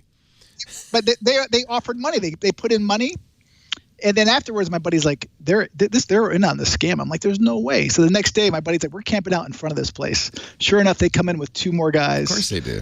Yeah. And so there's little scams like that. But a good tip, by the way, is to read the United States State Department travel section. So Google United States State Department and whatever country you're going to, travel information, because it actually had that scam listed. No kidding. And it even said which bars do it. And it was that one bar, the Galaxy Bar, which I'll never forget, I think is now closed down finally. But, and actually, even a better tip is not only do you read the United States State Departments, you read Canada's, you read Australia's, and the UK's. I subscribe to those UK travel bulletins you told us about some time back. I get those in my email all the time. But that's more like, don't go there because there's a civil war going on. Right. Or there's a terrorist attack, they let you know within minutes. Yeah. To stay away from that area. By the way, do you get them anymore? I've actually just realized I haven't seen them in a long time. Look in your spam folder. Yeah, I'll have to go double check or resubscribe. You might have to resubscribe. Sometimes you have to resubscribe. Great websites to find information on the scams that are taking place and what places to avoid. I have to be honest. If you include scams, I got scammed in New Orleans. But I kind of went along with it. That's the guy who comes up. He said, "Will you give me $20 if I could tell you where you got them shoes?" And I said, "Sure." He said, "You got them on your feet." Yeah, that's an old one. I gave him the $20. He gave me a nice little shoe shine after that. Yeah, I don't think that was a scam. I got a shoe shine. That's true. He was like an honest scammer. Yeah. Well, I couldn't help but laugh. Right? It was so funny. Lisa said, "Don't give him any money." I said, "Oh, come on." I said I would. I'm a man of my word. Well, this is a long time ago, but one of my friends was in New Orleans, and he gave a street performer some money, and he got arrested for giving them money. And I don't know if that's still the law or what was going on, but where was that? In New Orleans. I always give people money. Yeah, well, I'm not saying don't do it or it's against the law, but one of my buddies did about a decade ago, and I never forgot that. Wow. Just refresh my memory. Wow. That's check your local ordinances, kids. Yes. I love to, especially if they're playing good music, and I'm thinking, this is great. I appreciate this. I'll often put money in the hat. I like that. That adds flavor to your trip. It sure does. So I got, in addition to the websites I just mentioned, by the way, which are... Somebody just said, after I told the shoe shine story, he said, and that man went on to become our president. All right. Shouldn't laugh, but that was funny. All right. Yes. Go ahead, please. Okay. So you have my websites. Now here's my app. Have you heard of this one? It's called Paytolo. Paytolo. I don't want to pay Tolo. What is Tolo? It actually has Who is Tolo, and why does he want my money? They're the pay tolls. There's a lot of negative comments in there, and it only has like 2 stars. But one of my friends used it, or one of a blogger I found. This is an app for toll roads. Yes, right now it's only in Orange County and in South Florida. Okay. But it's a great alternative if it works properly. And you can get it on both Android and iOS. So what you do, you just fill in your profile. It takes literally a minute, and then you take a picture of your license plate. And if you're renting a car, it's very important that you make sure that you delete that information after you drop the car off. Otherwise, you'll be getting charged for the person who rents it after you. Oh, every toll they go. That's not good. Right. Also, if you're renting a car, you got to make sure that you don't use the rent-a-car's toll tags. I usually do. Oh, because they charge you extra for the service. Then you'll be getting charged double. Yeah. And so, and you use silver cars, right? Which that's the best one. I love silver car. Yeah. They do. The other ones like Avis and stuff, they charge you $3 a day just to use it, regardless if you're going through. I always get the fast track when they offer it in my rental car. So I shouldn't. No, it all depends on your choice, on how many right? Yeah. I use it, and actually, I did it with Avis recently, and they were fair about it. They made sure to alert everyone. There was a piece of paper on my seat. Oh, good. And it just says, you'll be charged $3 a day, up to I think $18 or $21. That's not much for the convenience, I think. Johnny Jet, he's at johnnyjet.com. Lots of great travel information. Subscribe to his free travel newsletters.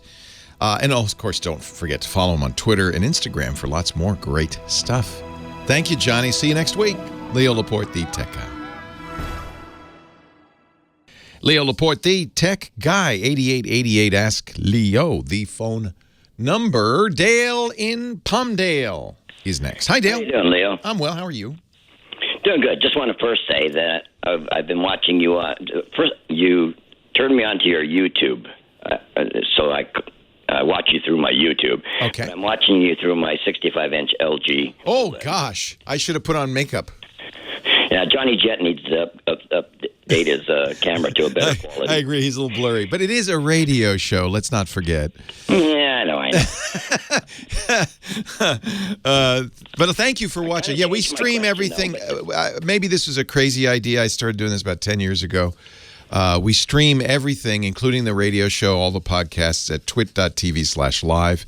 There's a YouTube live feed, Twitch feed. There are a bunch of feeds, but twit.tv/live you can watch live.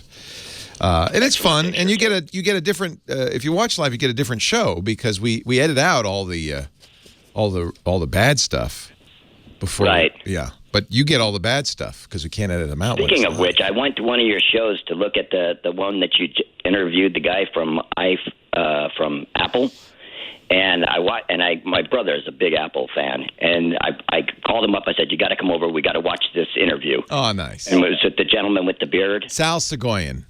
Yeah. Many years at Apple, in charge of AppleScript over there. Yeah.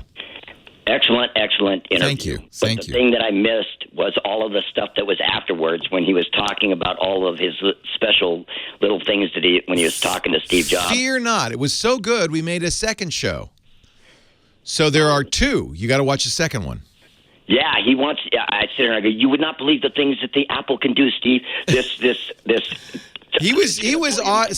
Sal was doing something. He said, "Oh, this has been in Apple for 13 years. They just never told anybody."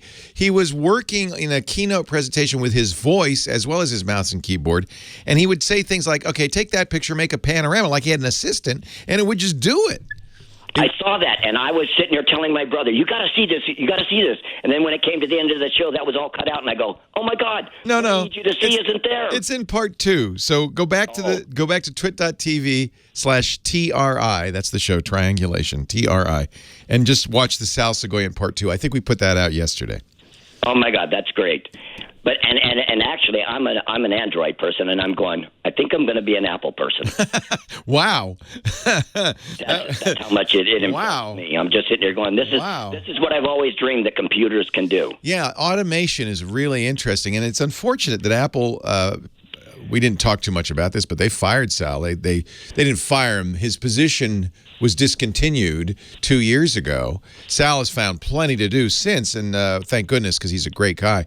But it's strange because this is probably one of the most amazing features of both iOS and Macintosh that Apple doesn't tout enough. Now they're pushing it in iOS with Siri and Siri suggestions and the new Shortcuts app, which will be out probably next month with iOS 12.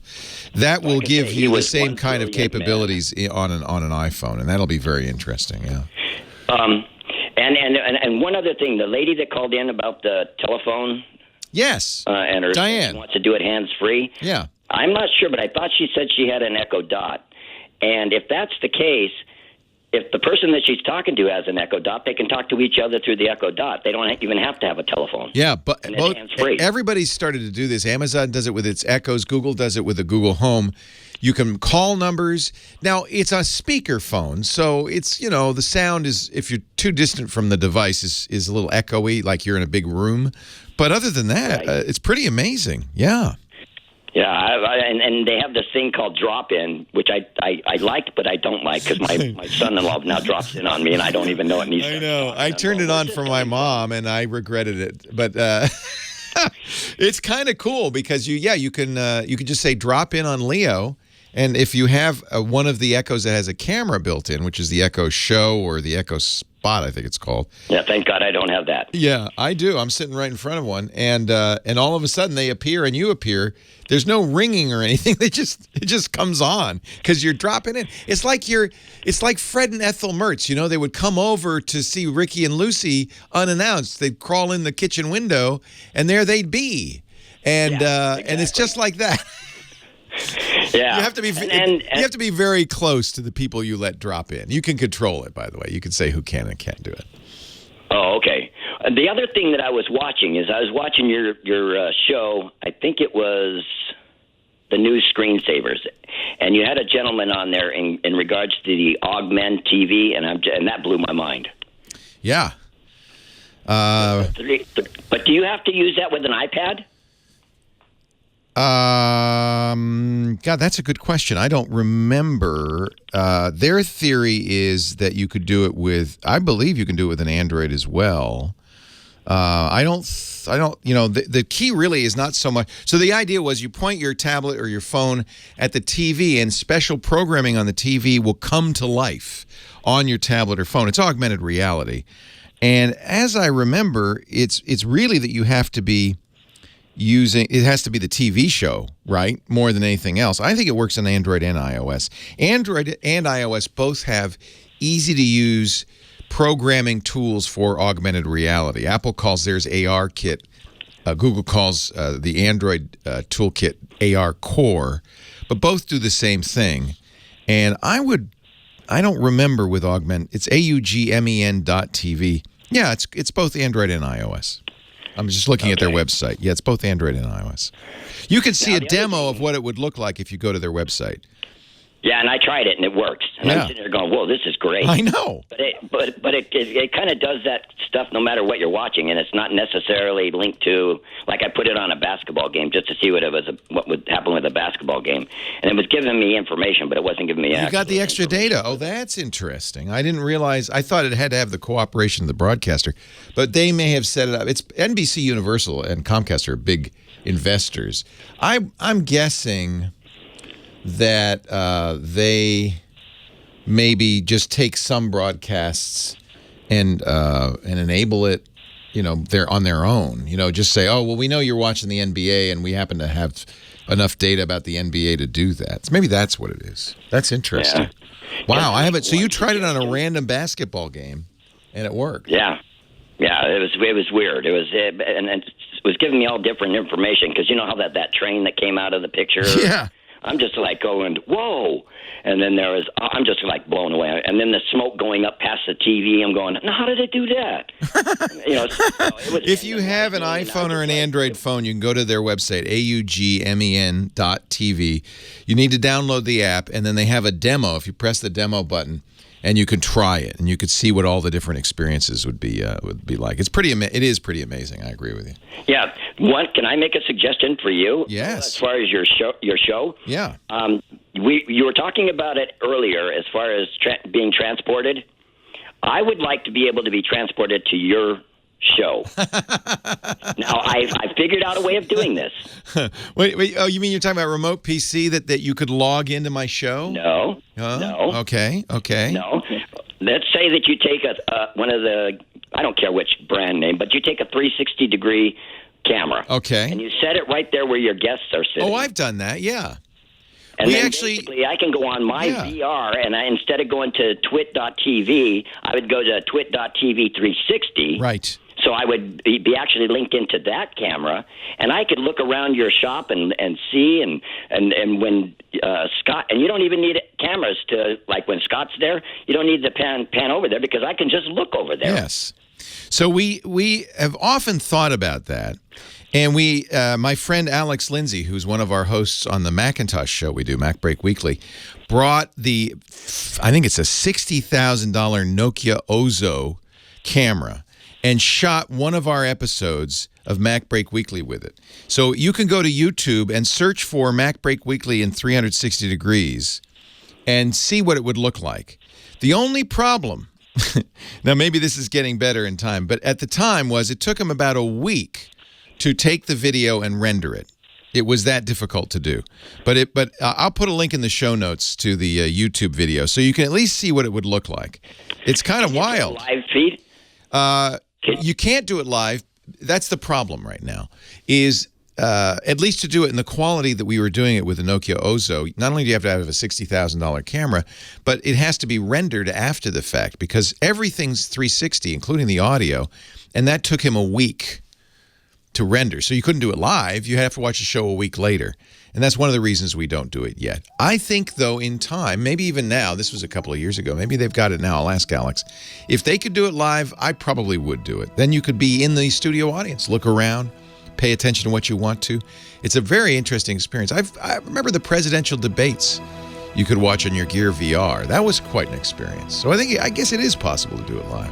Leo Laporte, the tech guy. 100.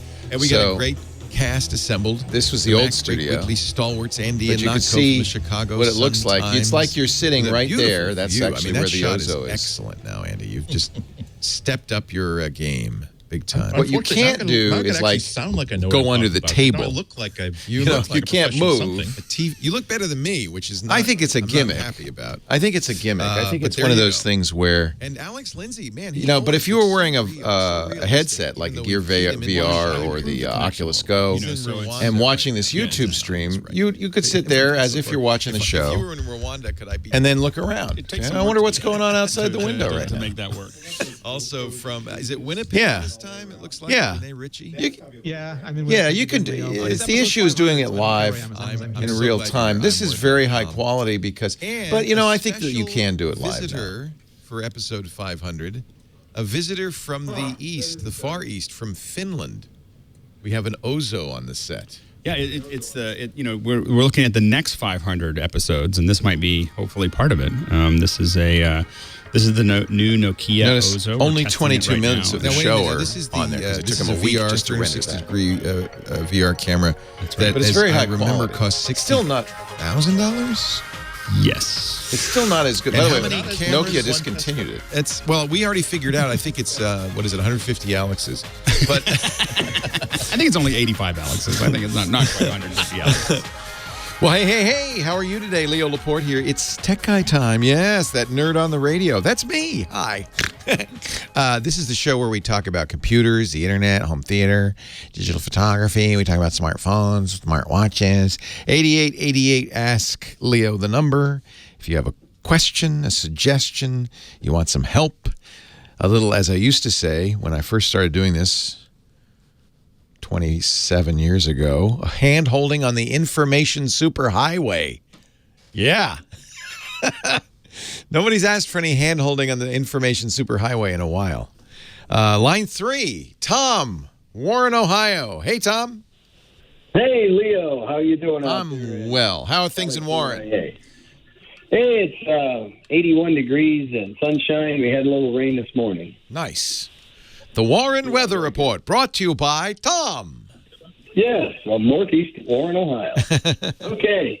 Hey, I had a question about some business cards. You know, when I go to the hospital, they say, "Can we have your medical card and your driver's license?" Yeah.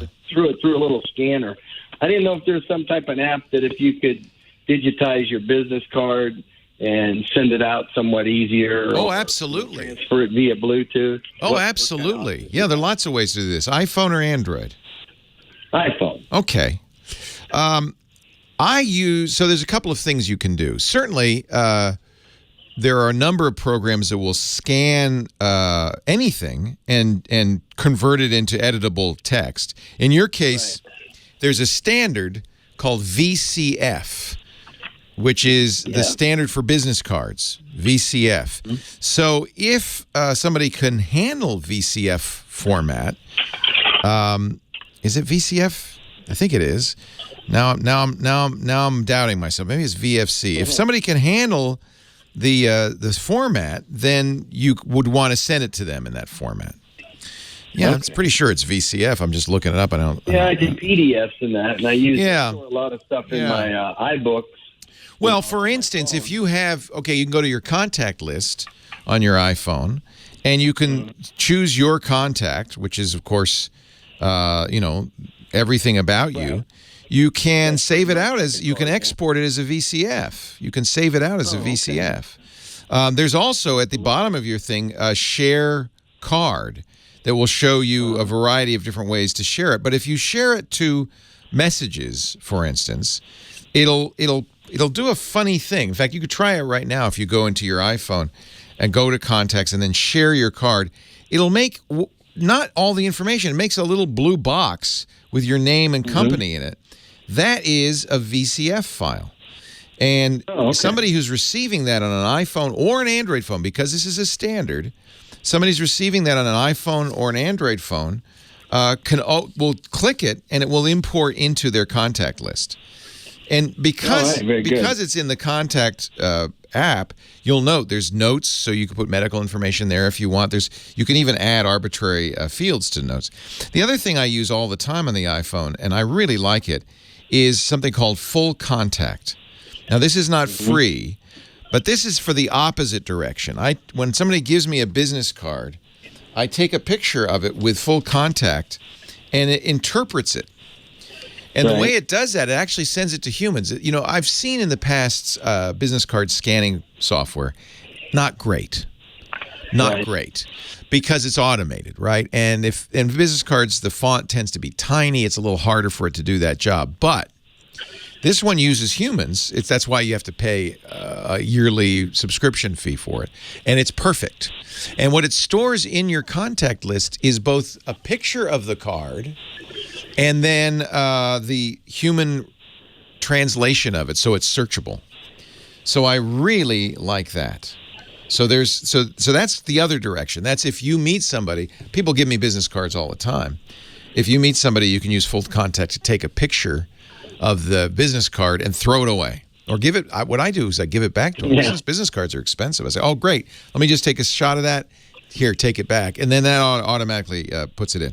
So both things, you can go out by the built-in contacts app. I believe that the Google one will do the same thing. It'll take the contact, turn it into a VCF file, and then push it out to wherever you want. Okay, I'll check that out. VCF format. Yeah. I hope I'm getting that right. I'm searching for it, and now I can't. It doesn't seem to. Let me see. Business card format. I'm pretty sure it's VCF. I hate to doubt myself like that, but there is a standard for this, and any contact manager should export into VCF format. Okay. Okay. Sounds good. Now here's another suggestion. I love this. Somebody in the chat room, Ohne dich, which sounds like German, says create a QR code. And that's an interesting thing, too. QR codes can contain any arbitrary text. If it's a lot of it, the QR gets bigger. But it's still something somebody could point a phone at. And then so vCard, I guess VCF is really vCard. That's probably what you should search for. So there is software that can take vCard and turn it into a QR code. That's another way to do it. There used to be people put QR codes on their back of their business cards, but anything that can generate QR codes could take your business card info and turn it into a QR code. And then it's a little complicated because then you have to say, oh, here's my business card on my phone. Scan that, and you'll have it. I like the idea of just sending the V card myself. Okay. Okay. Does that answer your question? Yeah, very good. Okay. V-card is also known as a VCF or virtual contact file. I was right. The memory hasn't failed completely. Thanks for the question. I think this is a good thing for people to know. It's a data interchange format. You mentioned PDF, same idea. Portable document format, PDF. The idea is it's a format that anybody can read. vCard or VCF, same idea. If you have a contact manager, any decent contact manager, understand a vCard or VCF format and import it, put everything in the right fields and everything like that. So a lot of times you can even send, this is kind of interesting, you could have your email signature include a vCard. If you're in sales, for instance, and you want people to be able to reach you, and you want somebody in sales to have your information, just create a vCard from your contact manager, save it as a file, mycontactinfo.vcf, and then have it be part of your email signature. That's another nice way to share that information in a way that's standard for all. Leo Laporte, the Tech Guy, more calls right after this.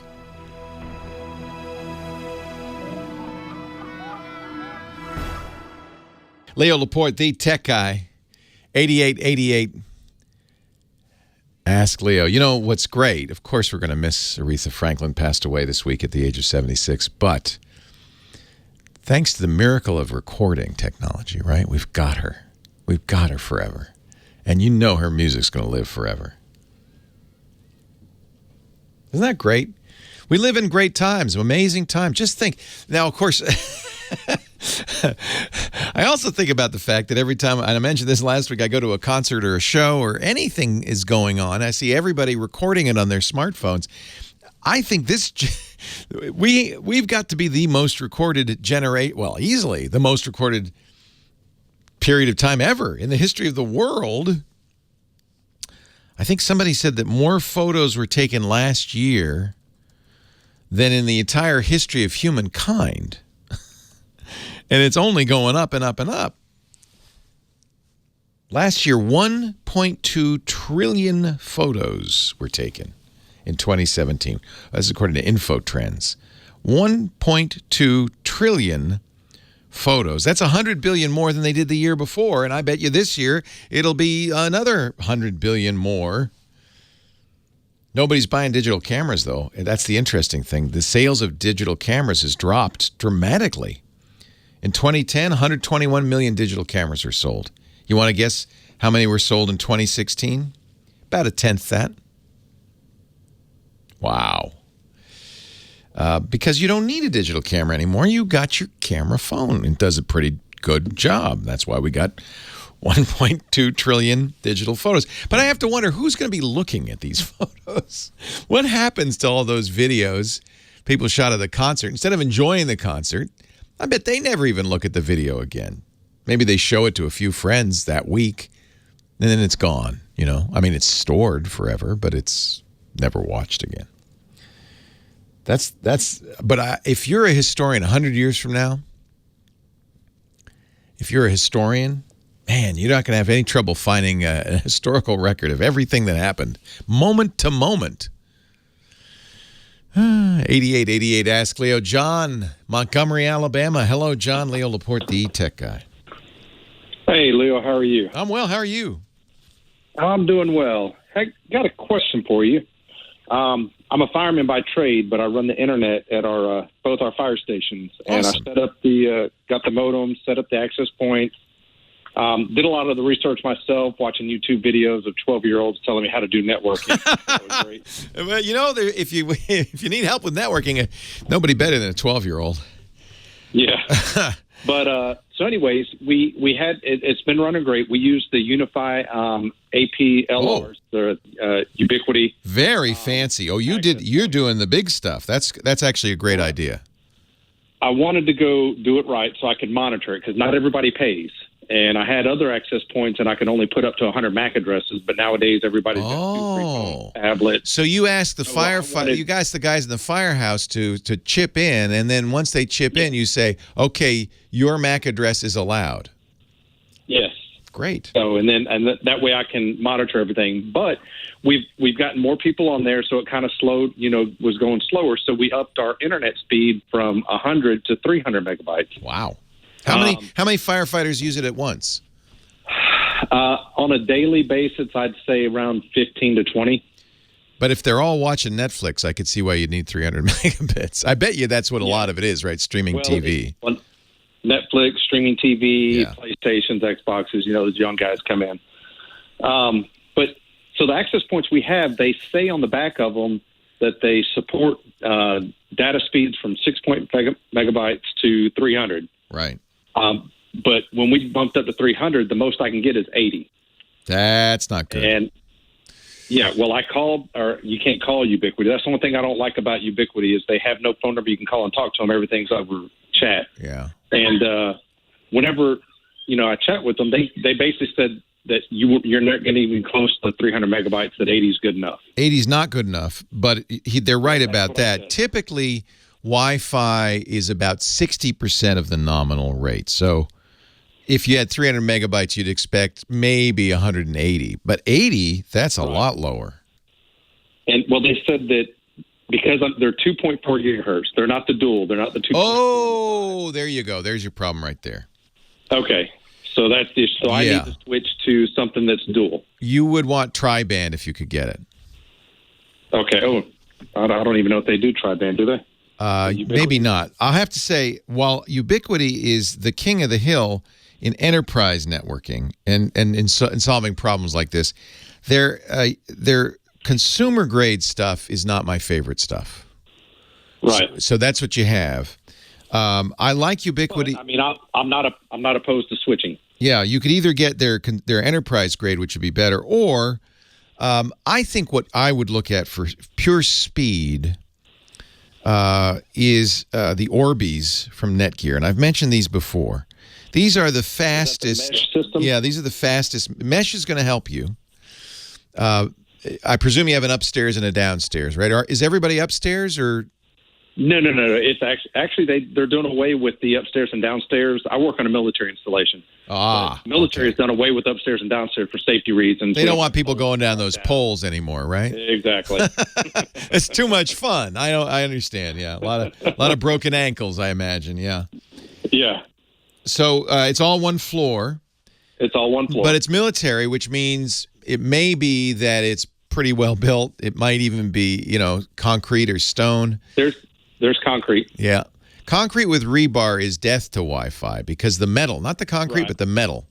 Anything with metal in it's Wi-Fi bounces off of. Now, this can be an advantage for you, too, because the 5 gigahertz, so you have 2.4. The lower the number, the better it goes through walls. It's all microwave. Right. But 5 is even higher microwave and really will bounce off walls. That's not necessarily a bad thing because it reduces congestion. So for you, I would look at an Orbi with, you get one extra unit for every 1,500 square feet you want to cover. Uh-huh. The Orbi will certainly give you better throughput. Okay.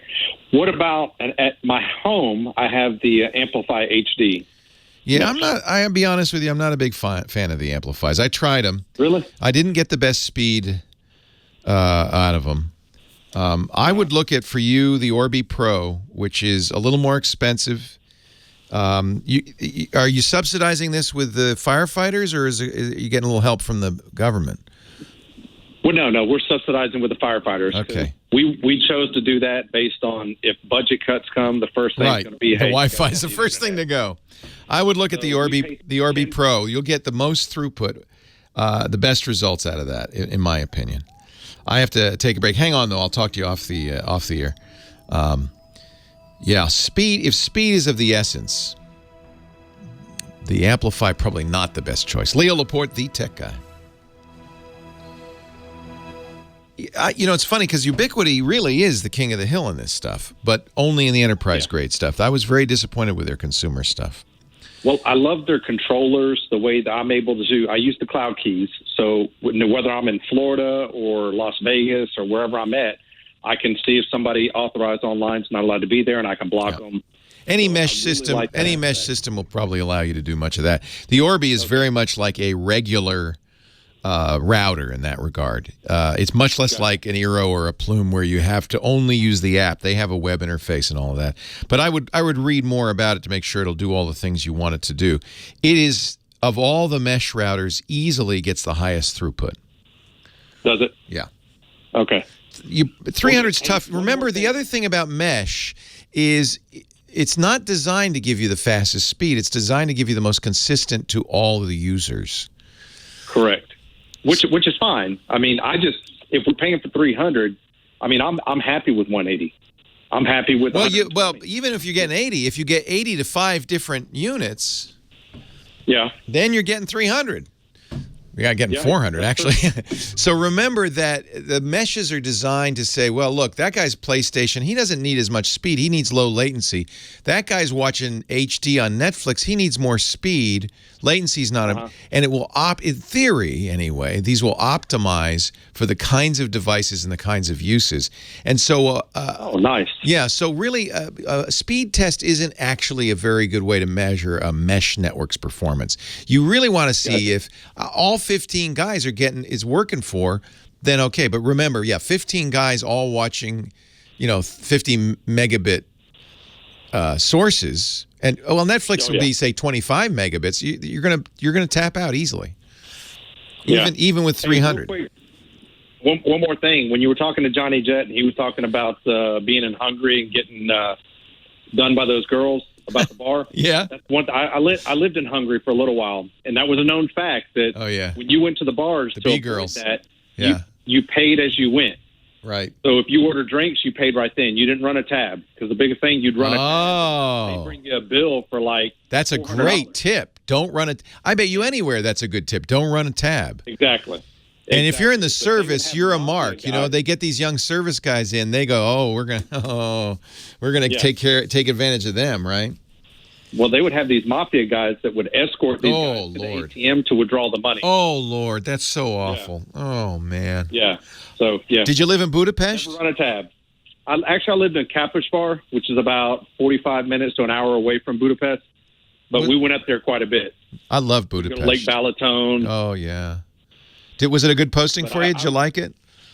I loved it. Had they not, I was contract over there. I wasn't military at the time. I was contract. Had they not closed the contract down, I'd probably still be over there. Yeah. Well, but I stayed in Kosovo, Ecuador, Hungary, Pakistan, Afghanistan, Iraq. Oh, you've seen the world, my friend. So, how fun. Oh, yeah. And you're in the service now. You're not contract anymore? No. I'm civilian. You're federal fire? Or firefighter with federal fire with the military. Got it. Well, thank you for your service. So, I tell you, I think so highly of firefighters because you guys run towards danger while we're all running away. It just blows me away. Just blows me away. I appreciate it. All right. Well, thank you for the input. Take a look at the Netgear Orbeez for your house too. These are great. I don't think I could sell my wife on the Netgear Orbeez. We just bought these amplifiers. What are you talking about? Hey, nice to talk to you. All right, take care. Have a good one. Take care. All right, bye. First Lady Soul, Aretha Franklin. Leo Laporte, the tech guy. 8888 Ask Leo. Yeah, these new Orbi Pros are interesting. I haven't played with these. I think I'll have to order some and take a look. But they say their max speed, 3 gigabits, 3,000 megabits. 3 gigabits. So that's a lot. That's a lot of speed. But again, it's not always the speed that you're looking for with a mesh system. Sometimes it's just performance, right? And everybody, a mesh system is about fairness. It's about everybody getting an equitable amount of bandwidth, and whoever's getting the bandwidth they need gets the bandwidth they need. So sometimes speed tests don't do justice, in my opinion, don't do justice to the mesh systems. They always are slower than they ought to be. Leo Laporte, the tech guy. We go back to the phones. Line 2 in Hackensack, New Jersey. It's Robert. Hello, Robert. Hi, Leo. How are you? I'm great. How are you? And thank you for taking my call. My great pleasure. What can I do for you? I'm having problems with UWA apps. UWA apps. Okay. Yeah, I'm not getting internet connection. I get connections with all my non-window apps and my third-party apps, but... When you say UWA... I'm talking about Windows Store. Windows, okay, I just want to make sure. That's Windows Store apps. Yeah. Other apps on your Windows machine work fine? Yes. No problems. But the UWA apps, the Windows Store apps, they're not going on online at all? Right. And it seems to be a common problem going back to when Windows 10 and even Windows 8 came out. That's the craziest thing I ever heard of. Tell me about your network. Is it Wi-Fi? Is it wired? It's wired. I have a mixture of Wi-Fi and wired. And I have no. It baffles me. I wonder if the UWA stands for Universal. What is it? Windows app, I guess. Universal Windows app. And what it really is Microsoft's ham-fisted attempt to get people to develop for the Windows Phone back when it didn't exist, as well as Windows 10. But thanks to Windows S, which is the new version of Windows, which requires you use store apps, the store is going to be around for a while. UWA is not going away. Now, when you use UWP, apps? Do you have problems with those two, or just UWA? Just UWA. And I have been researching this for the longest. With this machine, it's on Windows Insider build, and it just recently started. I do have a backup of this machine that I can go back to if need be, but this is strange. It's funny. I'm looking at Scooter X in our chat room sent me a tech note from answers.microsoft.com, which I think is your problem. This goes back 3 years to 2015. Windows 10 apps can't access the internet, but desktop apps can, right? Exactly. Similar, anyway. And Microsoft seemed to have no help. In fact, one guy says, I'm having this issue too. Microsoft support took remote control of my laptop. They couldn't solve it. I see a lot of people. With me too. Same exact problem. Oh, you've had Microsoft work on that. Yep.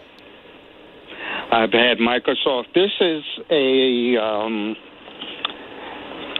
Aurora from Dell, and I even had them work on it. All right, so there's a couple of things. I'm looking at this. There's a couple of things they suggest that I'm going to try with you. You're not using a proxy of any kind, right? No.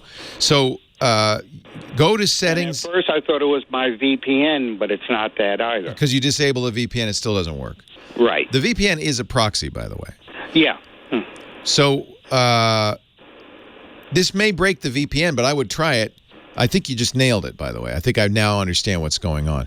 So in the net, I have 10 machines, and I don't have this problem with any of the other machines. And there are well, it's a settings issue. Go to your network settings, and disable automatically detect proxy settings. Right? Yep. You've already done that. Yep, and I disabled IPv6. Okay, yeah, these are all things that people have tried. Yeah, I've done most of them. Boy, you and you've even talked to Microsoft, and they had no solution for you. Nope. So I'm not sure what it is. You know, one would assume that UWP apps and UWA apps would still use the same network stack, the same TCP stack as desktop apps. So I can't think of anything. You've tried different DNS servers. You've tried, boy, I don't know. And see, what's strange, it's only specific to the Microsoft apps. Yeah. Oh, whoa, that's interesting. So it's not other store apps, just Microsoft's store apps. Yeah. You know what? I haven't tried other store apps. Oh, yes, I have. It was a game. And it didn't work either? Connect. Yeah. Okay. You got me. I'm looking. I'll put... The chat room has provided me with two different threads, one from technet.microsoft.com and one from answers.microsoft.com. And you've, I think, looked at them because it sounds like you've tried the solutions recommended there. But, yeah, I mean, I see some people saying these help and some say they don't help. It's got to be, do you have any security software installed on that machine? Just Windows Defender. Not any third-party? No. Following you. Right. And by the way, I should ask you that right up front because that is the most common reason for not getting on the internet. But you are, what's weird is you are getting on. You can use the browser and it works fine. Yeah, I can't use Edge, but I use Chrome mainly. And you don't have, here's another wild one, a program called Microsoft Forefront installed, do you? No. Okay. That was another thing. You've seen these threads then. You know, there's some weird threads, and I do see things like, wow, this worked for me, but it's all different things. Exactly. I can't help you except to say if anybody listening knows the answer, call me quick. That is bizarre. I've never heard of this. You might try just resetting the PC in the Windows recovery options. Leo Laporte, the tech guy.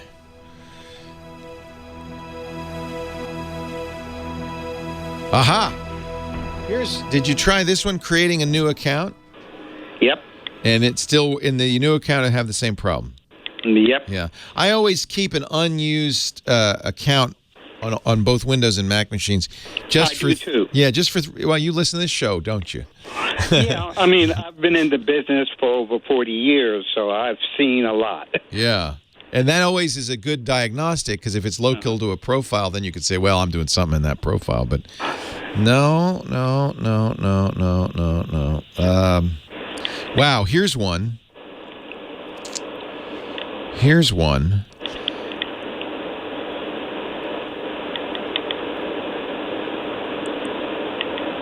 There's a now, this one, I've got to figure this one out.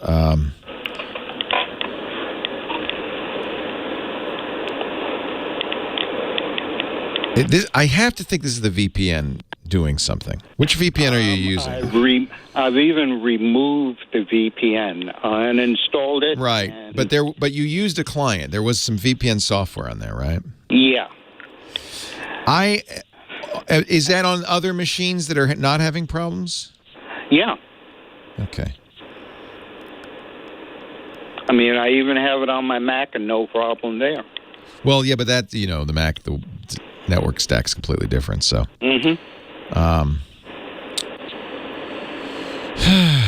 Wow, this worked for me, but it's very strange. Disabling this parameter enables Windows 10 app connectivity and vice versa. This should be fixed.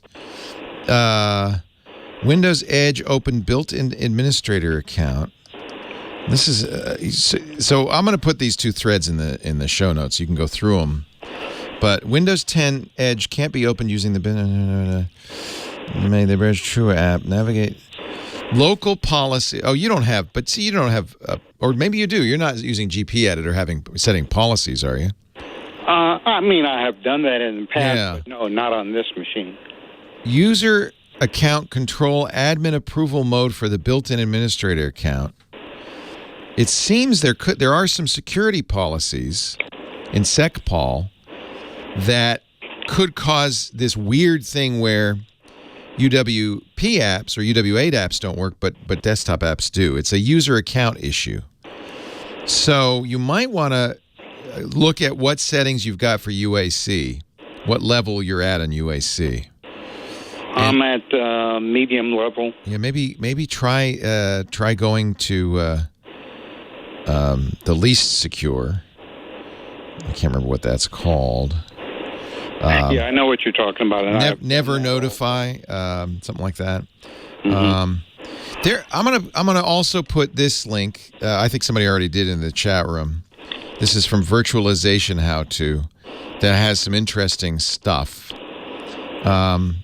Boy, that is a odd problem, isn't it? Yeah. I mean, like I said, I've been in the business 40 years. Yeah, you know what you're talking about. I can tell. Yeah. Strangest thing ever. But it is something. It is some interaction. I'm almost certain it's the VPN, but who knows? But you see, the thing about I have that same brand of VPN on my Mac, using the Mac version, using the Windows version, on VMware in Mac. I have it on another computer, even on an Asus that I don't know. Keep listening. Maybe somebody report a solution. You're not running insider builds, right? Are you running the stock Windows? No, this one is an insider. Interesting. That could be it, too. Well, thank goodness Michael Cozio played some disco music, or I might not have noticed Dick DiBartolo sneaking up behind me. Hello, Dickie D. Hey, how you doing, Leo? These are the good times. Yeah, these are, yeah. When did that song come out? I wonder if those really were the good times. Boy. Because at some point, the good times escaped us. Yeah. They just went away, Exactly. So that's Chic, and I think it came out, 1979. Little did we know Those were the good times. Yeah, I know. Well, thank God I didn't leave them. You did. But, You're still wearing the satin pants and the. Yeah, exactly. Well, I'm up to looking at my calendar. I'm up to 1982. Yeah, it's still good times, I think. Yeah, it's still good times. Who knew? Chic was right. These are those. Now we have to say those were the good times. Yeah. Dickie D is Mad's maddest writer for the last 5 decades. If you read Mad Magazine, you're reading his parodies, his jokes. He is the greatest ever. He also took all the money he made from Mad and sunk it into gizmos that barely work. Okay? Yes. But this is the good side of that. You're now known as the Gizwiz, the Gizmo Wizard. That is correct. That is correct. If somebody comes up with a new gizmo, they're going to give it to Dick. Or I will buy it. As I did with, I don't know if you've seen these ads, Leo, but they range from, that might work, to, are you kidding me? The one that, the reason I bought this is about 2 weeks ago, I got this ad saying, I'm just going to read it. Air conditioner, light portable, super cool, quickly cools any room, bone chilling. Bone chilling. Bone chilling. Bone chilling. For under $90. Okay, so I took to be chilled to my bones. Well, I did a web search and I found the same thing for $48, then for $40, and then for $28. I figured $28, I'm in. I need that $28 bone chiller. Yeah, yes, exactly. Well, first of all, when you read the specs, even in the $90 version, it's a 6.5 by 6.5 inch cube that runs via USB power. Is this by any chance the Arctic air cooler? This is exactly as seen on TV. As seen at Bed Bath & Beyond. I thought it was some jerky thing, and I went to Bed Bath & Beyond. They had stacks of them. Well, so at that price, buy 10. Yeah, exactly. So and you and I, Lou, we talked about this years ago with mail order ripoff. It's a little device that you open the side and you pour water in. Oh, it's a swamp cooler. Exactly. It is a swamp cooler. That's not bone chilling. That is bone moisturizer. Yes. Because this is what happens. When you first turn it on, I go, this is not a scam. It cools. This works. It does cool. Yeah. And then about 20 minutes later, I'm going, God, I'm getting so damp in here. And then I got my little weather station out. And so the temperature went down a degree and the humidity up went at 12 degrees. So then when you finally buy it and read the book, this is what it says in the book. You'll get the most benefit when you sit directly in front of the unit. Yes. No more than 3 feet away. Right. And it works best if you're in a dry area. So wait a minute. Is it spraying you with water then blowing it off? Is that what it's doing? No. It's just doing evaporative cooling. Okay. You fill with water. The water drips over these little pads and the fans behind it. Yeah. And I find it works great in front of my air conditioner. I put that in front of my air conditioner. It was It cools the same way a dog's tongue cools. Basically, that's how a dog's tongue works. Oh, okay. Well, you know what? I should have told Charlie to cool me off. I got to save $30. And also runs 8 hours. It runs out of water after 3 hours, but it doesn't shut off. It's if you live in the desert and you have $30. This can probably be something for you, but otherwise, people on Amazon are pretty unhappy with it. If I spent $90 for this, I would be one unhappy camper. But for $28, it was a lot of laughs. According to Wikipedia, the cooling potential for evaporative cooling is dependent on the wet bulb depression. How's your wet bulb depression? You know what? Let me throw some water on this bulb, and I'll tell you. I think this is a depressing product, but it is available for $40 at Walmart. At Bed Bath & Beyond and all over the place. And like I said... seen on TV. Yeah. I saw it for $25 on Amazon. So... Probably somebody selling theirs. Only slightly used. I love the name Arctic Air. That really does sound bone-chilling. Yeah. Well, but I know. Bone-chilling. I also love, and it's not a lie when they say, place it in any room. It's true. Yeah, you literally can place it in any room. Now how much would you pay? In a ballroom. Sure. Put it in your closet. Put it in a ballroom. It doesn't matter. Exactly. Take it in your car. Exactly. It was one of my favorite things from Mad that the editors liked most was to writing ads for this. And I said, here's a $5 pen. This pen can write a check for $10 million. Now how much would you pay? Yes, it can write in any language. Oh, my gosh. Well, I got to get that pen. I just read a history of the ballpoint pen that I really loved. I'm trying to find it. Don't spoil the ending because I'm going to see the movie. Okay. It was in Time. Was it in Time? I don't know. It was a really good. Oh, yeah. Maybe. No. Actually, apparently, there are quite a few histories of the ballpoint pen out there. But I recently read one. I feel like it was, I don't know, maybe it was on Tedium. Did you know that there's a site called Tedium? It's a play on. Talking about the Gizwish show? Yeah. It's a play on Medium. Tedium.com. That's very good. Yeah. That's very funny. The dull side of the internet. That sucks. Yeah. I just thought maybe that's where I saw it. Yeah, it was, I think, actually. Ladies and gentlemen, it's called Pens for Pennies. It was on tedium.co.